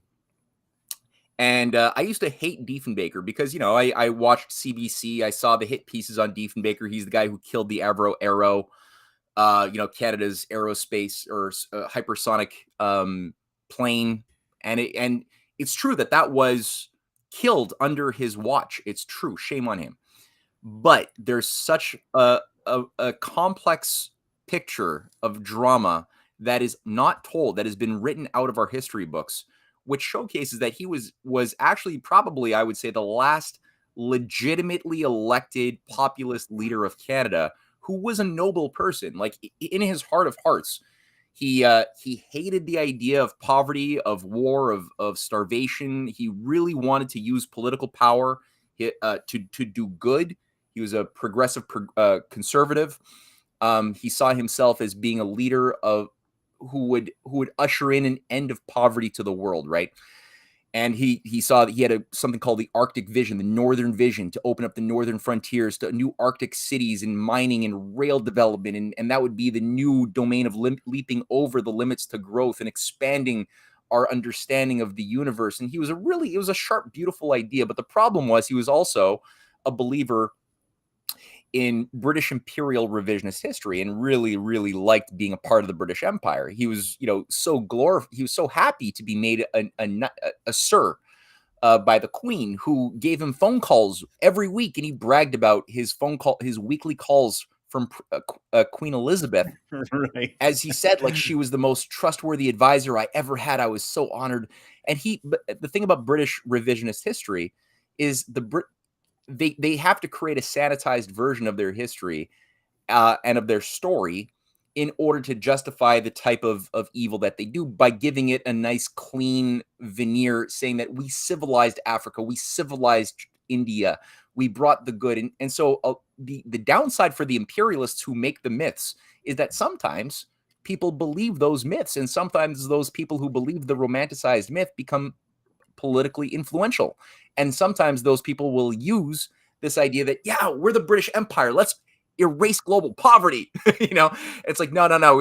That becomes a bit of a headache to deal with, because it's like, how do you deal with this fool who thinks that to be an imperialist means to do good? And you're just like, so he had a bunch of Rhodes Scholars, Oxford Rhodes Scholars, like Fulton, as his justice minister. We had a whole nest of these creatures, out of which Jean Marchand, and I mentioned a lot of the figures who created the Club of Rome, were Fulton's boys. Sort of like Fulton was sort of the granddaddy patron grooming these young technocrats who were always working with Pierre Elliott Trudeau from the Privy Council office, who subverted Diefenbaker from within. So everything good that he tried to do every step of the way, he didn't understand why he was being subverted. And finally, he got taken down by an inside job, sort of like what Trump was faced with as far as Russiagate. That's sort of what he was dealing with. Or FDR. Or would Diefenbaker be our FDR to some degree? He was kind of like our FDR. He was a lover of progress, and he actually modeled himself on FDR and the New Deal. That was sort of his inspiration as a prime minister. And his base was Alberta, Saskatchewan, the farmers, the blue collars. He didn't get support from Toronto or Montreal. It was entirely the blue collar Canadians. So that's why I call him the real populist. And he got taken down by, like I said, a Rhodes Scholar, a roundtable coup d'etat from within, using the Bank of Canada governor who he fired, who then ran a scandal to take him down, and they did. So all that to say, he understood, this is the tragedy, throughout the 1950s, 60s, 70s even, when he dies, he understood that there really was a conspiracy to infiltrate our governments, and he understood that Pierre Elliott Trudeau was part of a broader conspiracy to bring in a death cult. He got that. He understood that, but he was led to believe that the source of it was the Ruskies, the big bad Kremlin. He believed that too, and so he didn't understand and he trusted the Queen. He trusted the Privy Council. Because he was a fool. He didn't know the terrain that he was operating in and wanting to influence, which causes a lot of damage. And that's what's happened throughout the Cold War with the John Birch Society. It was designed as a think tank to create a net to capture all of the outside the box thinkers that would reject reasonably so the big fake narratives and think outside the box, and then have a new net here that actually acknowledged a big chunk of the conspiratorial nature of our reality, but then rewired the narrative or reframed it to put causality on the Russians or the authoritarian Chinese Reds instead, and move it away from the actual British Empire, which had created the Five Eyes, had managed to infiltrate, to take over, to use the unrepentant Nazis and Italian fascists and bring them into the new organizing structures that managed our educational system, our military, actual gatekeeping. Yeah, actual gatekeeping, hardcore, literal gatekeeping. Welcome to our revolutionary group who's constitutionalist, and we're going to stick together, but it's actually just putting you on a ridiculous path towards failure. Yeah, and they got like Alex Jones, like Alex Jones should know better with what he knows about the nature of international Satanism and its historical roots. A guy like that should know better, but listen to his more recent interviews with the head of the John Birch Society. It's like, yeah, my uncle taught me all of this stuff it's all about Chinese commie, the Chi-Com infiltration back in the 1950s, and it's all true. That's really it. And fuck, dude. I mean, like, you should know better of all people, and it's causing a lot of people who don't know how to think for themselves, but model their thinking on whatever his opinions are, to fall for the same sort of stupid shit. And we got to get you to read an AI script in Alex Jones' voice, man. That wasn't bad at all. It wasn't bad at all. Really? Yeah, okay. No, it was all right, man. It was kind of on point. Yeah, well, I mean, each person I only expect so much of, but yeah, that's it, right? So they set up even these groups that are just traps. At the same time, though, it's kind of like, who cares? There's so much I see going on right now. The Twitter groups that I joined right at the end of the lockdown that are super active and super effective. People they're boosting my tweets. They brought us from 700 followers to 4,000 in the last year. Great group of people, but they spend an inordinate amount of time attacking each other. Mm-hmm. this person is controlled opposition. Matt Ehret is he's bought out by the Chinese. That's why he's saying that. SuperSpreaders, they're obviously controlled opposition because they didn't agree with my pet theory about why this is happening and stuff. Like this internal need to attack each other. At the end of the day, like, I really don't care. Like, if John Birch Society puts something out that's useful, great. They have millions of bucks. If they did some research and something's useful from it, I'll quote it. Epic Times. I'll use their articles all day long because they've got the money, they got the time. Good for them. But I know Epic Times is Falun Gong. I know where it's coming from. I think that's where we need to be. I think you're right. And I think, look at I see this as the Benjamin Franklin technique is, you want to look for people who have access to self-examination, who are human, because the technocrats, the people who are really processed into the liberal post-truth doctrinal worldview, they've sort of let go or had their humanity crushed somewhere along the way. And there's not much there you can work with. Whereas within the groupings that still have access to a sense of like traditional value structures in their hearts and a certain sense of belief in truth in their minds and a certain like ability to have an internal dialogue, you could work with these people. These are human beings, right? They might have misstepped now or there. I mean, nobody has perfect truth, but it's like human beings can work with human beings using reason. And so we want to, that's sort of our focus with this video series, is to figure out how can we talk to the humans who still have self-examining powers of reason with access to their conscience that can then be faced with a series of paradoxes when pressing basic assumptions of reality onto the evidence of reality, and who has the honesty to look at those paradoxes and who emotionally shuts down and just will call you an ad hominem. And we do find it. There's a lot of people I encounter who really crave truth in an uncompromising fashion. And we want to find more of these people and make that uncompromising love of truth, even if it means questioning your own fundamental axioms. Yep. I think most people on our side are like that. But we need to use, and what I like about this series that we're working on right now is that we need to use like force marsh techniques. We need to use like giant PR company, giant ad company techniques. And that's why this video series, lightning fast, we got memes, we got jokes, yada yada, break down people's resistance a bit, have some fun, and then learn something like whabam. Information done as entertainment comes at you like a rail gun. Yeah. Whereas just listing out a bunch of stuff, everybody gets kind of Like I was saying before, I'd get into spaces where people are just like, China's, they're coming for us and stuff. And I remember getting into one recently, and I was just like, okay, so the Chinese police stations, then everybody that's like, the fucking Chinese police stations, and Justin Trudeau is letting it happen because he's a vassal of the Chinese state. I'm like, okay, so anyone in this space right now, and there were 75 people in the space, anyone grab the mic and tell me what China's official response is about the police stations. Crickets. Mm-hmm. Nothing. And you could tell no one had heard a single word. And only the loudest guys came on the mic and yelled a bunch of stuff at me and got super mad. But not one of them could quote what China's official position was because they hadn't heard it. You know what gets me on some of this stuff is that it's very reminiscent. Remember Freedom Fries? Remember Freedom Fries after 9/11? Freedom Fries. Yes. They yes. They made the White House cafeteria rename French fries to Freedom Fries because France refused to join the coalition of the willing. Yeah, Chirac was smart enough to say, like, this is an insane, illegitimate war based on fake, faulty information and a dodgy dossier with no evidence. So I'm not going to canceling France. Yeah.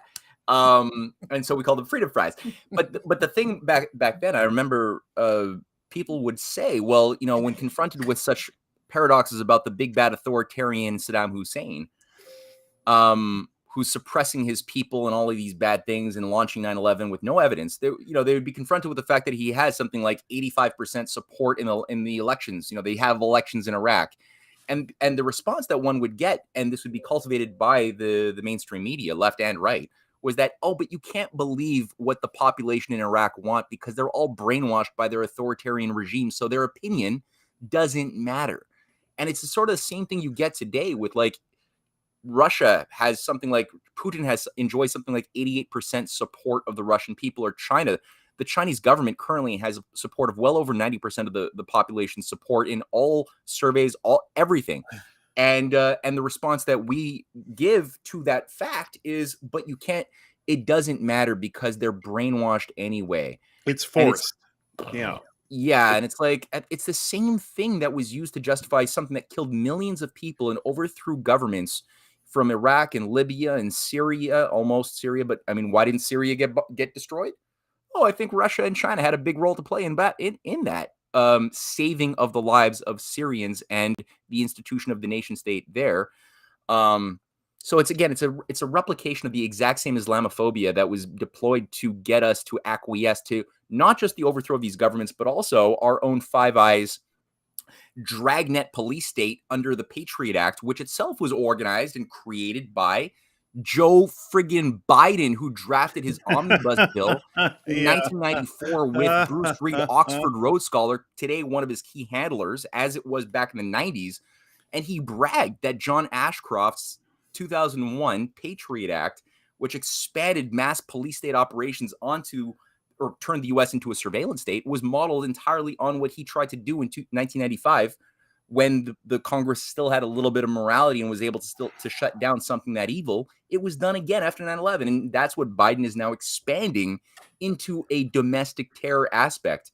And really turned all of us into police states. I mean, that was the great dam that broke. But I mean, Canada had their version, UK had their version, every democratic country had their version of Patriot Act. It broke it all at once. Arguably the true purpose of 9/11, right?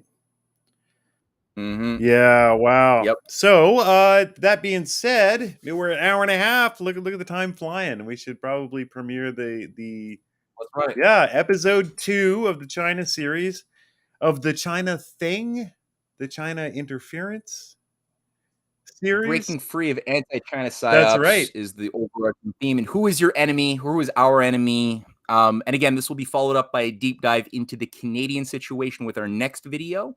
And Cynthia has something planned for video number 4, which is going to be wildly interesting. Excitement. But do it. Let's play this for the world for the first time. All right, now. let's go. Here we go. Let's spread it. Turning off our mics.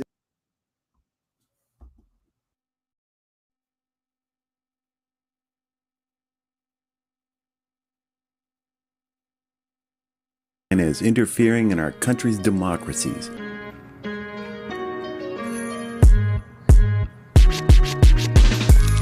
From secret police stations, military balloon attacks, honeypots, biowarfare, economic manipulation, and election interference, the media, intelligence agencies, and political class have all come to agree there isn't a single part of our lives that isn't threatened by the evil agenda of the Chinese.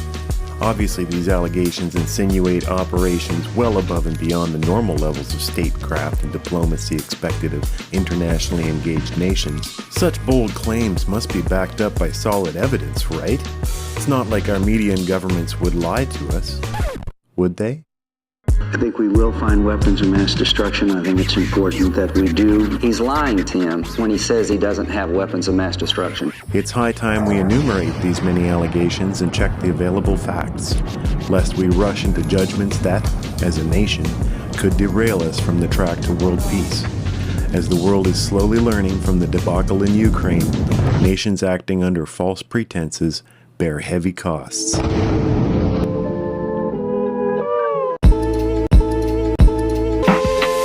On November 2016, everyone knew that Russia had taken control of the USA. Great patriots like former FBI Director Robert Mueller and the mainstream media worked closely to ensure that Americans understood that Donald Trump's victory against Hillary Clinton was made possible by Russian WikiLeaks and Russian financing directly from the Kremlin. The Russian government, they have hacked American websites, American accounts of private people, of institutions. Then they have given that information to WikiLeaks for the purpose of putting it on the internet, clearly from Putin himself.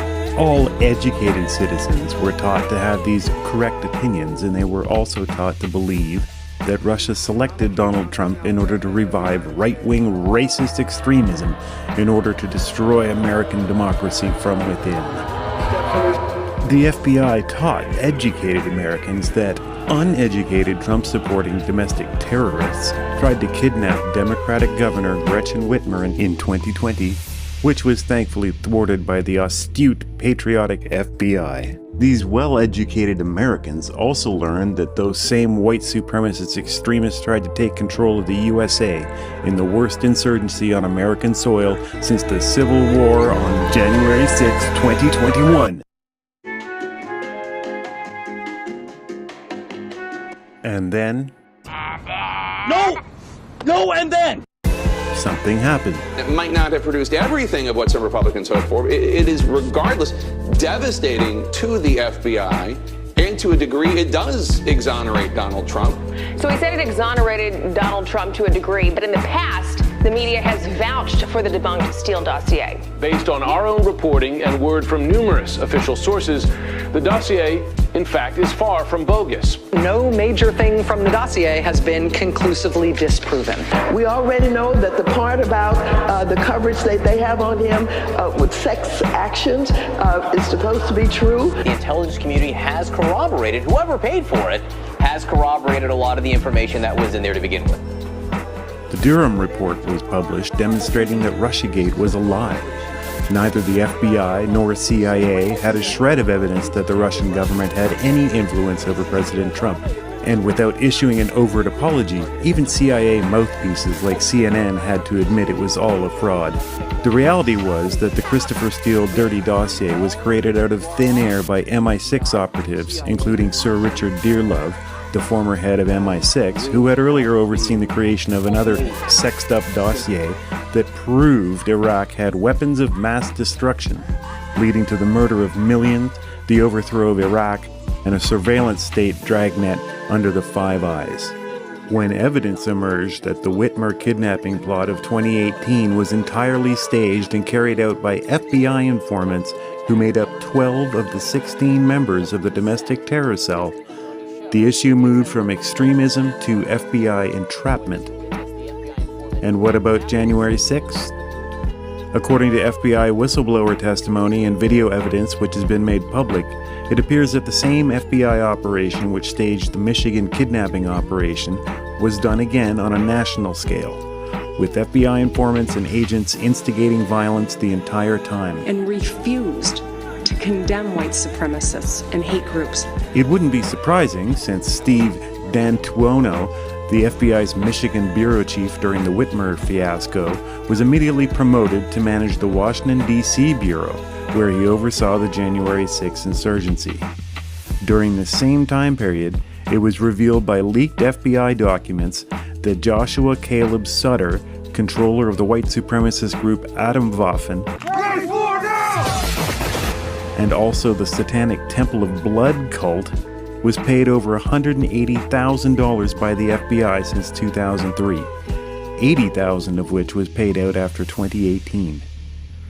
An often forgotten Fordham University study from 2013 featuring analysis of over 138 cases of terrorism stopped by the valiant FBI since 9/11 demonstrated the embarrassing fact that almost no instances existed of domestic terrorism arising without the direction of the FBI itself.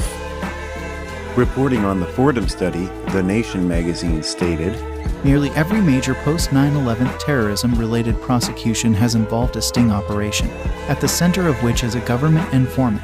In these cases, the informants, who work for money or are seeking leniency on criminal charges of their own, have crossed the line from merely observing potential criminal behavior to encouraging and assisting people to participate in plots that are largely scripted by the FBI itself. Under the FBI's guiding hand, the informants provide the weapons, suggest the targets, and even initiate the inflammatory political rhetoric that later elevates the charges to the level of terrorism. What about 9/11 itself, you ask? Well, let's just say 2 planes can't cause 3 buildings to collapse without more than a little help. Perhaps whoever was in charge of the FBI when 9/11 happened might know something about that paradox. Despite all of the lies which have come to the surface in recent years, it is no small irony that the same script is currently being pulled out of the dumpster, dusted off, and attempted once more as the Washington Post proclaims that Russia is out to do it again. What the Durham report proves they never did in the first place. One could even say they're determined to strike. When faced with this disturbing array of evidence, a conspiracy theorist, or realist as they are now known, might be forgiven for concluding that the USA's FBI, CIA, and Britain's MI6 appear to be colluding together to coerce Americans to live in fear of foreign governments in Eurasia, out to destroy our freedoms, while ignoring the fact that the actual foreign interference into our democratic institutions appears to be coming from those same agencies which have been financing terrorism, controlling media, and managing puppet politicians for decades. But, as the great washed and educated conspiracy theorists of Russiagate will tell us, the news media never lies, unless it's Fox News. And the intelligence community has cleaned up its act ever since the Church Committee brought the corruption of the CIA into the light over 40 years ago. Anything else is just misinformation. But the destruction of the rule of law is a tremendous threat to Western civilization. I was asked the other day, and I took a little heat for it. They said, who's our biggest threat? Is it China, sir? Is it Russia? I said, no, our biggest threat are high-level politicians that work in the United States government.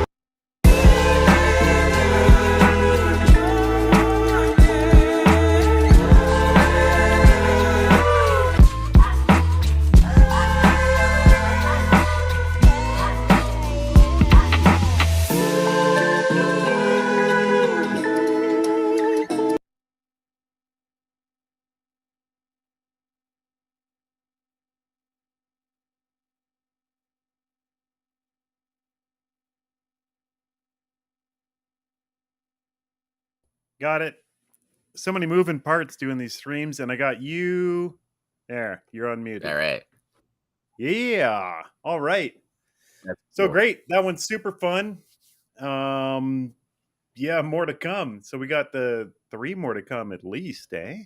At least. Guaranteed. Like, there's one that we've already started making that's now going to shift gears a little bit and take what we just looked at and now apply it to the Canadian topography with the Canadian China election interference story and really just go into a deep dive, just like we did with the FBI, which is very summary, actually. We had to leave a lot out to keep it under 10 minutes. The next one's going to be a little bit longer, but we're going to go into what the hell is CSIS? What is the Five Eyes? Why is the Five Eyes? What was the RCMP doing? I'm really curious about this. Huh? This has a personal angle for me. I lived through every moment of this. My father was RCMP Foreign Liaison, which is the spy agency until CSIS. He lived through it. He had to choose between immediately transferring to CSIS or retaining his post. Since me and my brother were in high school, he chose to stay RCMP and then entered into a big kind of series of negotiations about when he goes RCMP, when he goes CSIS. Ended up being in CSIS for a couple of years, but then realized as soon as he got in, this giant push to get all the old RCMP Anglais out. And there's a push to get all these young, pen-pushing Quebecois CSIS guys in, according to him, right? Yeah. You know, I mean, he's a spy. I only ever got to hear like a little bit about what my dad ever did or the issues he was having. But the switch over to CSIS was bizarre and strange. Yeah. There was a giant scandal in the RCMP leading up to it. I can't wait to hear about it. Just in the meantime, while we talk, since we did the world premiere, the link is live. This is where you can watch the video again and save it right here. Scan that QR code for pure joy and truth. yeah, so I'm looking forward to deep diving on that CSIS because it's got a personal thing for me. Very, very interesting for me personally and for the country. My God, I mean, for at least in America, everyone at least kind of pushes giant conspiracy theories about the CIA. In Canada, no one even talks about CSIS. No one, they have free reign, pretty much do whatever they want. No one really thinks about them. No one cares about them, which is scarier.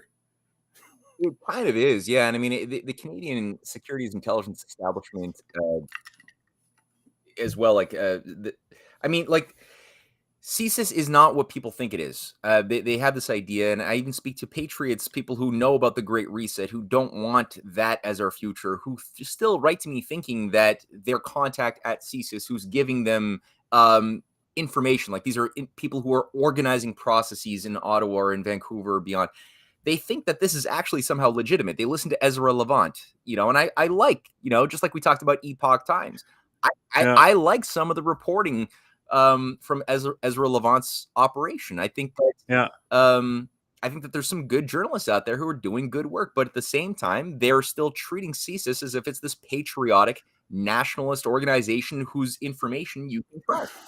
And I think that for the most part, there's just, like you said, a lack of general knowledge that should be made available, but obviously for obvious reasons is not available, of the origins of CSIS.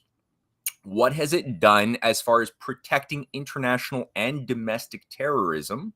And I say that with a very straight face. There is hardcore evidence of both CSIS, but also the RCMP together at different times. And it's not all the RCMP and it's not all CSIS employees, right? It's not that. That's not how this sort of thing works. I'm sure most of them are really not bad people at all.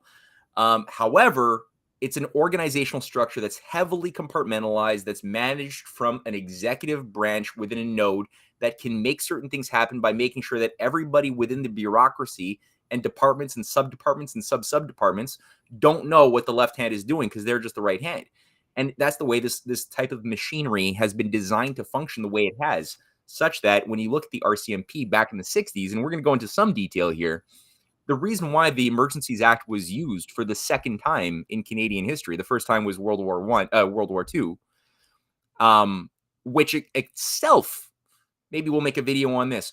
The first time that when the Emergencies Act was used, because it was used 4 times, the last time was to shut down the Freedom Convoy, but the first time was to, perhaps justifiably, we're in the middle of war with Hitler. Okay, maybe there's a justification for that. But then there was a Privy Council Act, order, what was it, 644?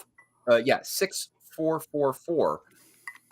After World War II ended, to continue and extend the Emergencies Act to give authorization to the Privy Council to set up a royal commission that would then arrest illegally anti-imperialist patriotic Canadians who were working against Adrian Arcand and were working against the Wall Street machine promoting fascism. I'm here talking about the Progressive Labour Party of Canada, people like Fred Rose and Sam Carr, who were arrested by this Royal Commission. And because it was an Emergencies Act, they didn't have habeas corpus. They had no right to an attorney, no right to see their family, no right to avoid. They were subjected to psychological torture for weeks in sleep deprivation chambers in Ottawa. When was this? September. The arrests began in February 15th, 1946, in the wake of the Guzenko affair. Igor Guzenko was a 26-year-old cipher clerk from the Russian embassy who defected with what we have been told by CBC and mainstream narrative shapers. We've been told he came out of the Russian embassy in Ottawa with 108 documents and papers documenting the different code names for the Russian agents embedded within Canada, the United States. Whoa. So is that the first enactment of the war measures? Yeah, I think so. Wow. I've never heard of this. Well, the first enactment was in World War II, but then they continued it. So under the idea, because Igor Guzenko came out of the Russian embassy and went to the RCMP in September 5th, 1945. And then they said that, well, that justifies now extending it, since the new enemy is, of course, the Russians and the Chinese implicitly. That was the basis of the decision by the British Empire to shift gears and make the Cold War happen, because what was Roosevelt, what was Henry Wallace and their network of international collaborators, they were all working to break imperialism from existence by creating a US-Russia-China alliance in the post-war that was going to then provide long-term credit at low interest or no interest for the industrial development of nations that had been colonized and decimated by imperialists for centuries. And that was supposed to be the internationalization of the New Deal. So those Canadian patriots who, like in the case of Fred Rose, he was a member of parliament federally from the Progressive Labor Party.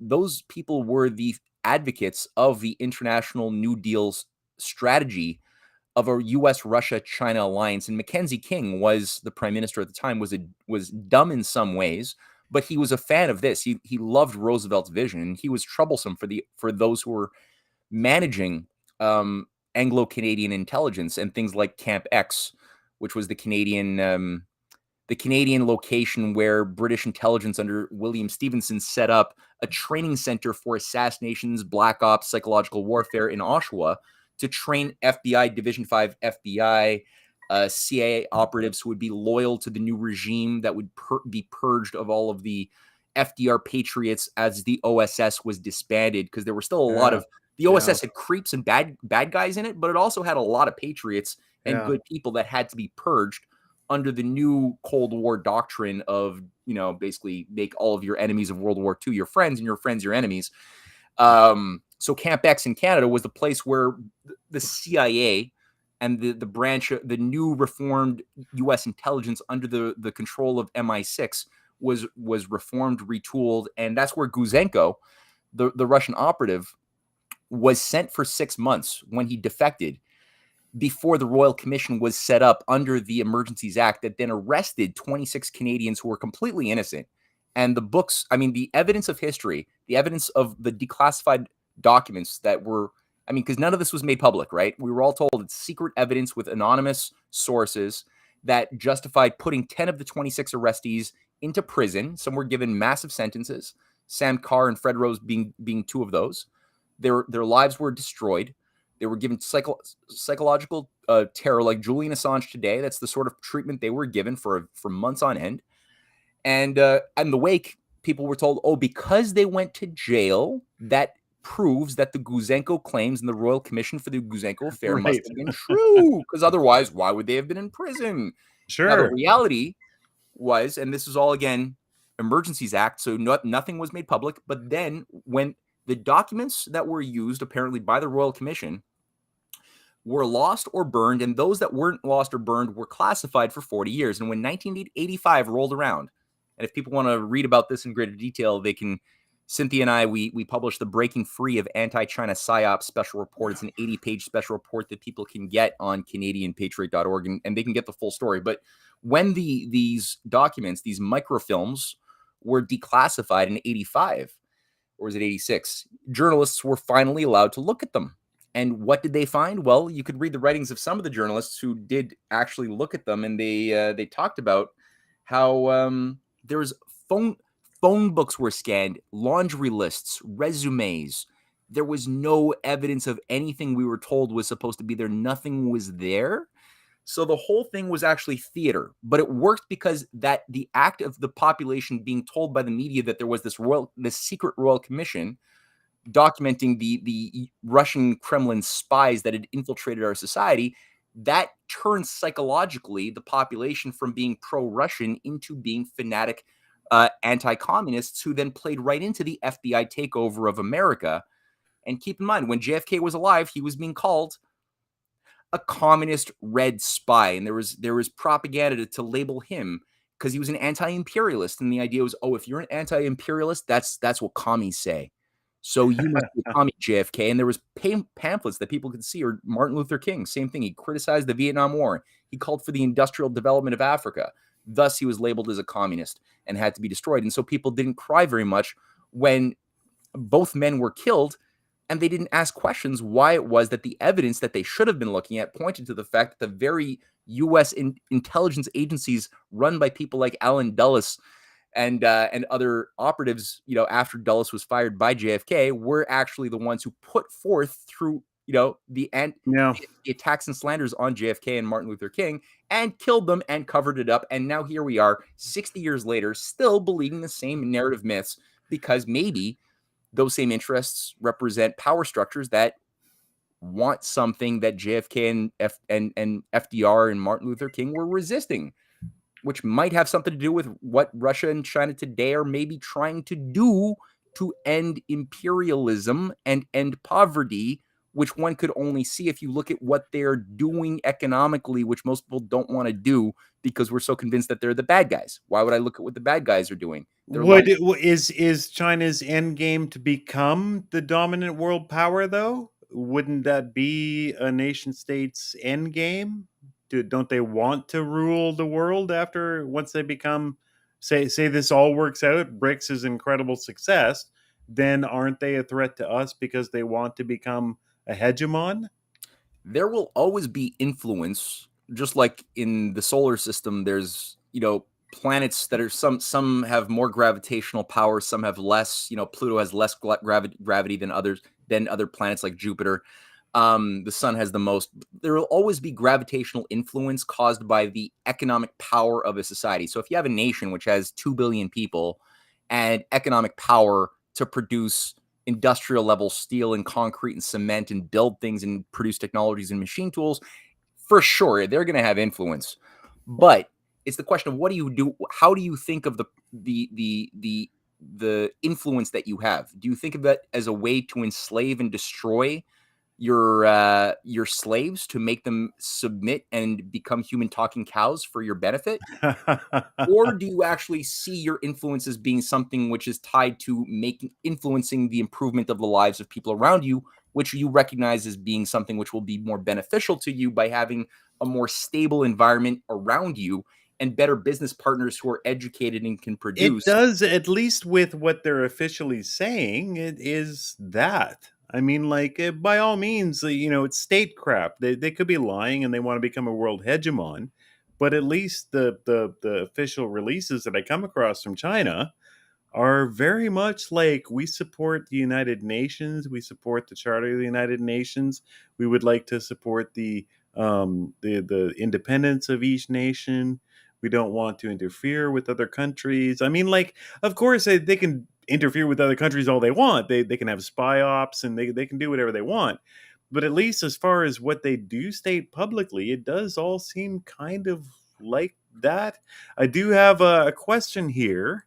Zuzi9 on Rumble. Any thoughts on Buffalo Chronicles, Matt? They have to talk. What is the Buffalo Chronicles? Yeah, what is Buffalo Chronicles? I try to pay attention to a lot of things, but that one escaped me. Me too. Zuzi9. Zuzi9 has to follow through. So follow up on an explanation a little bit more. So do you have another question until then? Or that's part of this world where you're like, what do you think about this? And you're wow. Let's wait for Zuzi to follow through with a more explanatory question. Now, I got a point. Zuzi's live on Rumble right here, so I'll bring it in as soon as he, she, Zher lets us know. No, look, as far as I always tell people, it's useful to look at what somebody says, but more important is what they do. By their fruits you shall know them, right? For good or for bad. You look at their actions. Obama might say nice things, but you look at what he does, definitely doesn't mesh. His actions speak louder than his words, and they're very bad. That loudness is the explosion of drone kills and murders of innocent people. So I would say, look, for the case of China, for the most part, I wrote a book called Clash of the Two Americas, Volume 2, Open versus Closed Systems Collide. Cynthia Chung wrote a few chapters in there too. Open versus closed systems is a useful framework that I encourage people to try to entertain when evaluating systems. And the oligarchy is not incorrect to think top down about humanity as a system. That's not intrinsically a bad thing. Everything is a system. I am a system. I'm one body with many parts that all have to work together for a common purpose, right? every cell is a very complex thing that could be that we could find has millions and billions and trillions of different variables that are very complex that work together to form the function of the cell. Our biosphere is a system of living processes, biorhythms, carbon cycles, oxygen cycles, nitrogen cycles that are there in nature even before humans. And that is one global system within the solar system, which is one global system of planets moving around a sun, which is part of a system of the galaxy of trillions of other stars, with some of them having planets operating within a system that all parts have to work together with certain cycles for the purpose of a greater whole. And don't even get me started on galactic clusters, which itself their systems. So everything can be thought of as a one, but also as a many with parts that move for a purpose. Governments are like that too. The difference being with that human beings, unlike other animals, we make laws based on concepts of the nature of reality and metaphysics, morality, good and evil, that are products of deep thought. Some of those conclusions are wrong that humans occasionally come to, like the idea that good and evil are, there's this theory that's been pervasive for thousands of years that good and evil must be judged based on metrics of pleasure sensually and pain sensually, such that things that hurt me are evil and things that give me sensual pleasure are good because they do. And that creates that's wrong because there's a bunch of self-contradictions. For example, a mother or a father, if they're a good mother or father, will tend to allow for bodily suffering in order to defend what they deem to be the health of their children. That's good, or we'll make sacrifices to make sure that our kids get a good education and live well, right? So and we're happier to do that. It's more pleasurable to do that in some sense spiritually than it would be to live like a hedonist and let our kids starve at the dinner table, right? So there's a higher morality that humans can access, and so governing systems as systems are influenced metaphysically by concepts of morality, and all different laws, economic and political, have to sort of ideally work together for the purpose of a greater unifying whole. But do you see that whole as being something which is intrinsically by its nature a closed system or an open system? And by that I simply mean, do people think of like the Club of Rome that Pierre Elliott Trudeau helped co-create? The Club of Rome that people I think probably know about by now. It was brought into the Davos. It's part of the whole logic of redefining progress as being based upon actions which reduce the human impact on the environment. Limits to growth. Limiting our growth, right? Which is what we're getting into next with Cynthia. That's exactly what we're getting into with the new series on the No Limits to Growth. Is there potentially no limits to growth? And Cynthia has a wonderful series that's going to be at least 5 or 6 videos going through about 20 minutes on average each video, debunking the idea of overpopulation and proving that there are always limits to growth, but those limits, unlike the Club of Rome, are relative. They're not absolute. See, the Club of Rome would want us to believe that the limits to our growth potential is an absolute, aka carrying capacity. And so they say, well, look, the rabbits and the wolves and the monkeys and the bears all have absolute carrying capacities based upon their genetic and material existence. They can't have more. If there's more food because of more rainfall one season, you might have more rabbits. But if you have a season that has more drought, the mommy rabbits will eat their baby rabbits and the population will collapse, and that's just fine for the rabbits. And they'll say that's just like us. That's the guideline we should be learning from. And so they try to impose that onto humanity, where the reality, as Cynthia is going to brilliantly demonstrate, which is based on a longer essay that she's published, is that no, the limits are relative and conditional upon whether or not we have made discoveries and applied the fruits of said discoveries in the form of new technologies that allow us to now leap over the limits to growth and have a greater access to, or create new resources even, by making a discovery into the laws of nature, or allowing for the humanity to have a greater power of production, greater energy potential per capita. These are all very, very fundamentally accessible facts that are rejected by Malthusians and oligarchs who despise this sort of thing completely and want to keep us in a little cage where they say that the only thing that is permissible as far as creative permissible forms of creative expression are those that create either technologies which will reduce our ability to have production, like windmills and solar panels, or fertilizer-free agricultural techniques, or will create technological systems that might distract and entertain us with video games, new types of techniques of producing psychedelics to distract and keep us in an outside of reality, identity, or movies or things with better CGI, but nothing that is actually based upon elevating humanity out of slavery. So that is where I think that it's very useful to just look at what the Davos crowd of creatures of death cultists have brought online as far as their idea of systems as a closed system, and then compare that and contrast that to those in China, Russia, Iran increasingly, India increasingly, who have a very different idea of systems as being open systems, where they have done things that you could measure and look at the increased powers of productivity, the increased longevity, the increased access to real education. And I say real from the standpoint of the creation of engineers who can build things, not just like sit in ivory towers hypothesizing models that have no bearing in reality like we have in the West.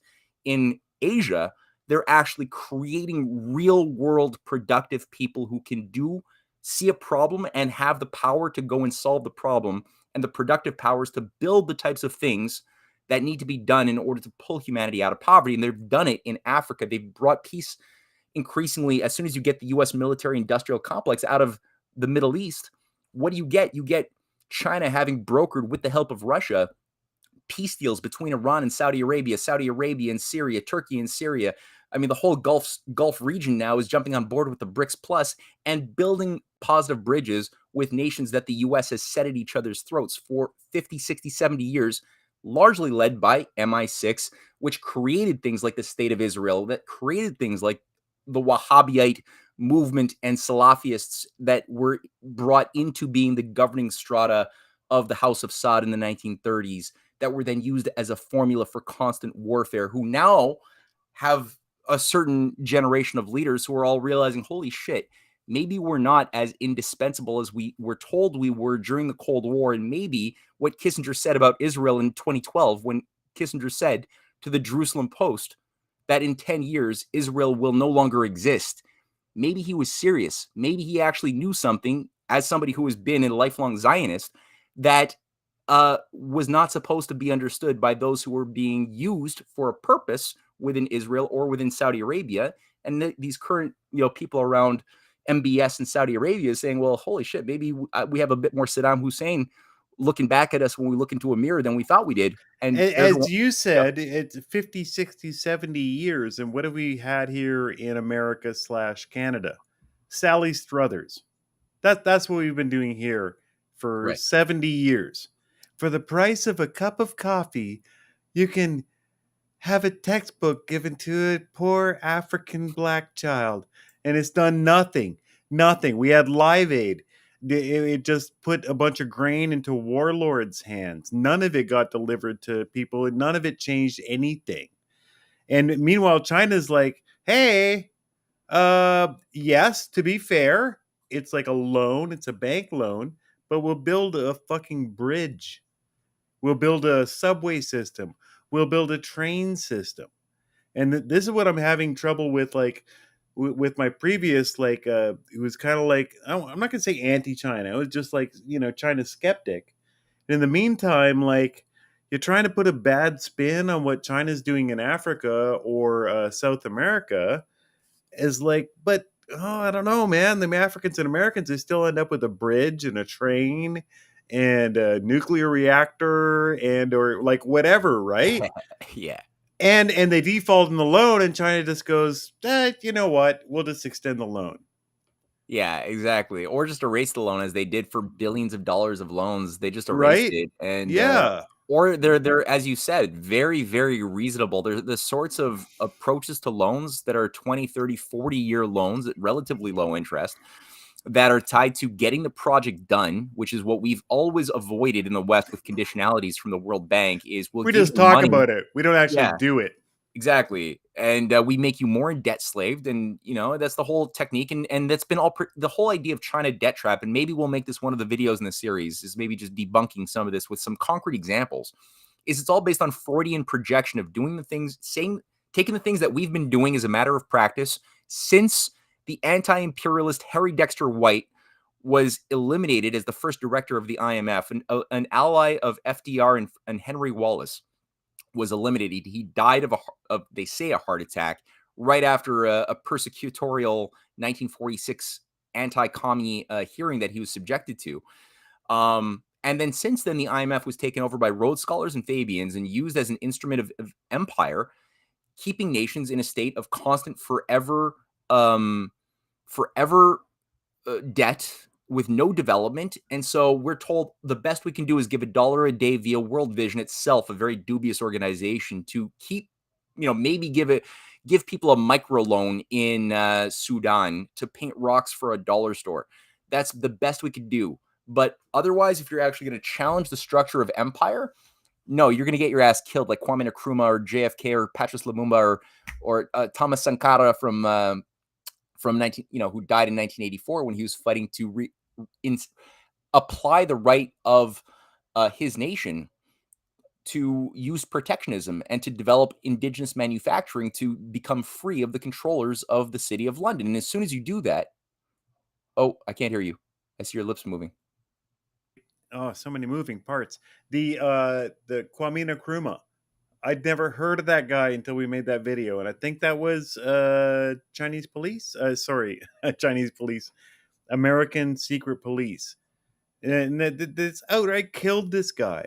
And they do it in every African country that stands up for themselves. They just kill the guy, and they blame it on wacky black Africans. You know how they are. They're all tribal. They just kill each other. But it's actually CIA. As soon as a guy stands up and says, I'm not doing this, the guy in, I can't remember which country it was, that he took the COVID tests and he got positive COVID tests off mangoes and stuff in Africa, and he died like a month later. They never forgave him for that. Yeah, I think he also kicked out. I think, is that Liberia? I'm not forgetting, but I can't remember. A World Health Organization lead rep from his country as well. That was a big no-no, and there was two, and I think also the Prime Minister of Haiti, who was also pushing back, found himself getting shot to death. No, I mean absolutely no, and I think the person you were thinking about is Patrice Lumumba from Congo. What, Lumumba, really? Yeah, he was killed by the CIA and MI6 working together to kill him right before he was about to meet JFK in 1960. No, I'm talking about lockdown. I'm talking about COVID. I was referring back to when you were saying the Nkrumah. Right. Yeah, it's just wild, and Nkrumah was overthrown by a Western-directed coup d'état. Right, they just kill their way through Africa. Anybody speaks up, they just kill them. Somebody pointed out. Goofy Roofy wrote Tanzania. That's right, it's Tanzania. Thank you. Oh, Goofy's awesome. He's a guy we picked up from East Coast Canadian, who's another great streamer. Goofy's on the ball. This guy's awesome. Yeah. Exactly. When anybody stands up in Africa, they steamroll over them and then use inherent racism to blame it on just, those crazy Africans. They just kill each other. No, I know. They're just wild men. I know. Yeah. It's so racist. It's crazy. And then it is what actual racism. China has trained hundreds of thousands of Africans to become civil engineers, electrical engineers. I mean, they've built up an industrial workforce and the means of production in Sudan, in Ethiopia, big time. Addis Ababa, where they built a major rail line that's going to connect down into Rwanda and out into Sudan and be part of a broader transcontinental rail line across Africa, as the first of several major transcontinental rail lines that China has been working on, with the help also of Russia and the local governments that are trying to avoid U.S. aid overseen by Samantha Power and other NED front groups that are trying to stimulate turmoil, civil strife within the countries to keep them from being able to have the type of stability needed to build economic projects, which China has done to a record-breaking degree. So, I mean, it's just showing me that for me, it's not like they're angels, and I don't want to try to give off that vibe, but simply that they're looking at common sense, good business. Like it's good business to build infrastructure and help end wars on your periphery for a variety of reasons. Number one, it'll make better economic relations. It'll keep your nation more secure when your external nations around you are more secure. You're going to be more secure. If you've helped them become more secure, they're going to admire you and build trust. That's a big part of like self-interest.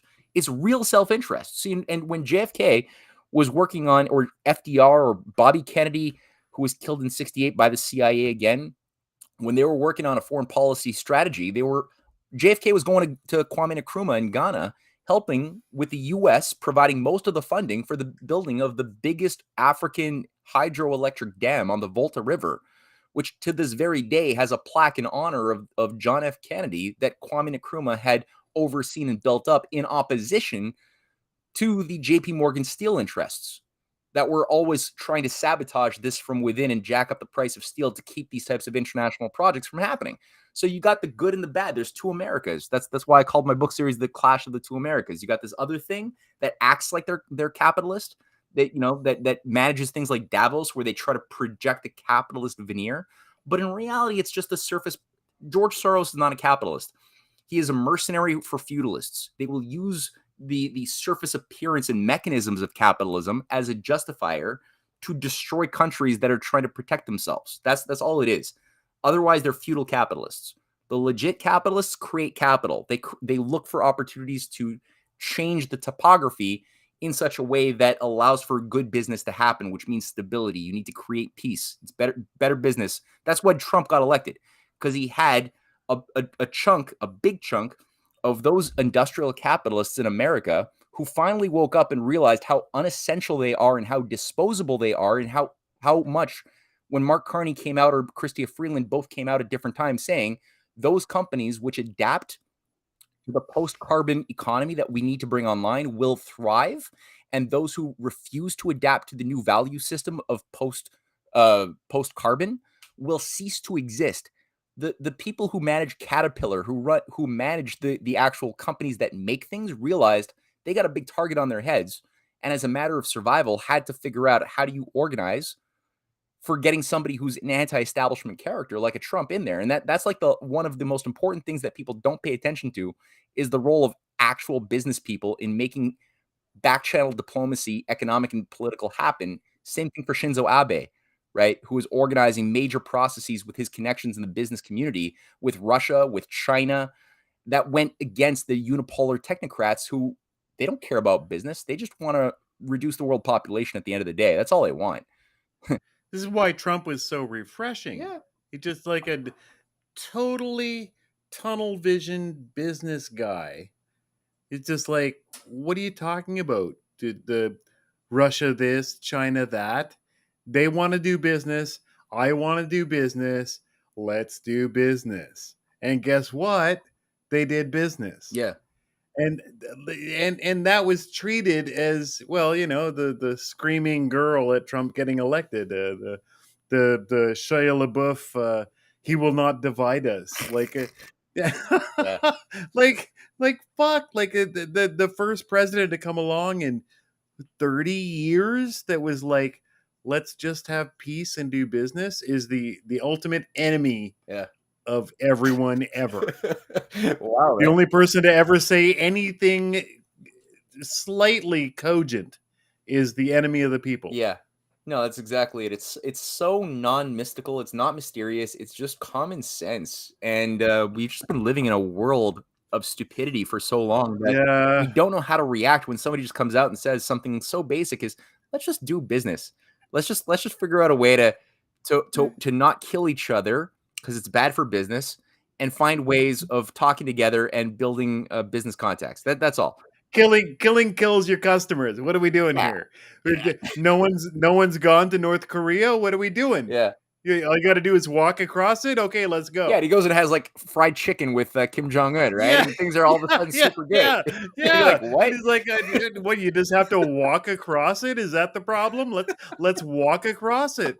It's the fucking best thing ever. And everybody's like, oh, fucking, he will not divide us. Like, oh my God. Yeah. Like, that's how lost everyone is. Okay, so I mean, that's why we're doing this. That's why we're doing these fucking series. Yeah, amen. Maybe we'll connect, man. Yeah, maybe. We'll I hope so. Yeah.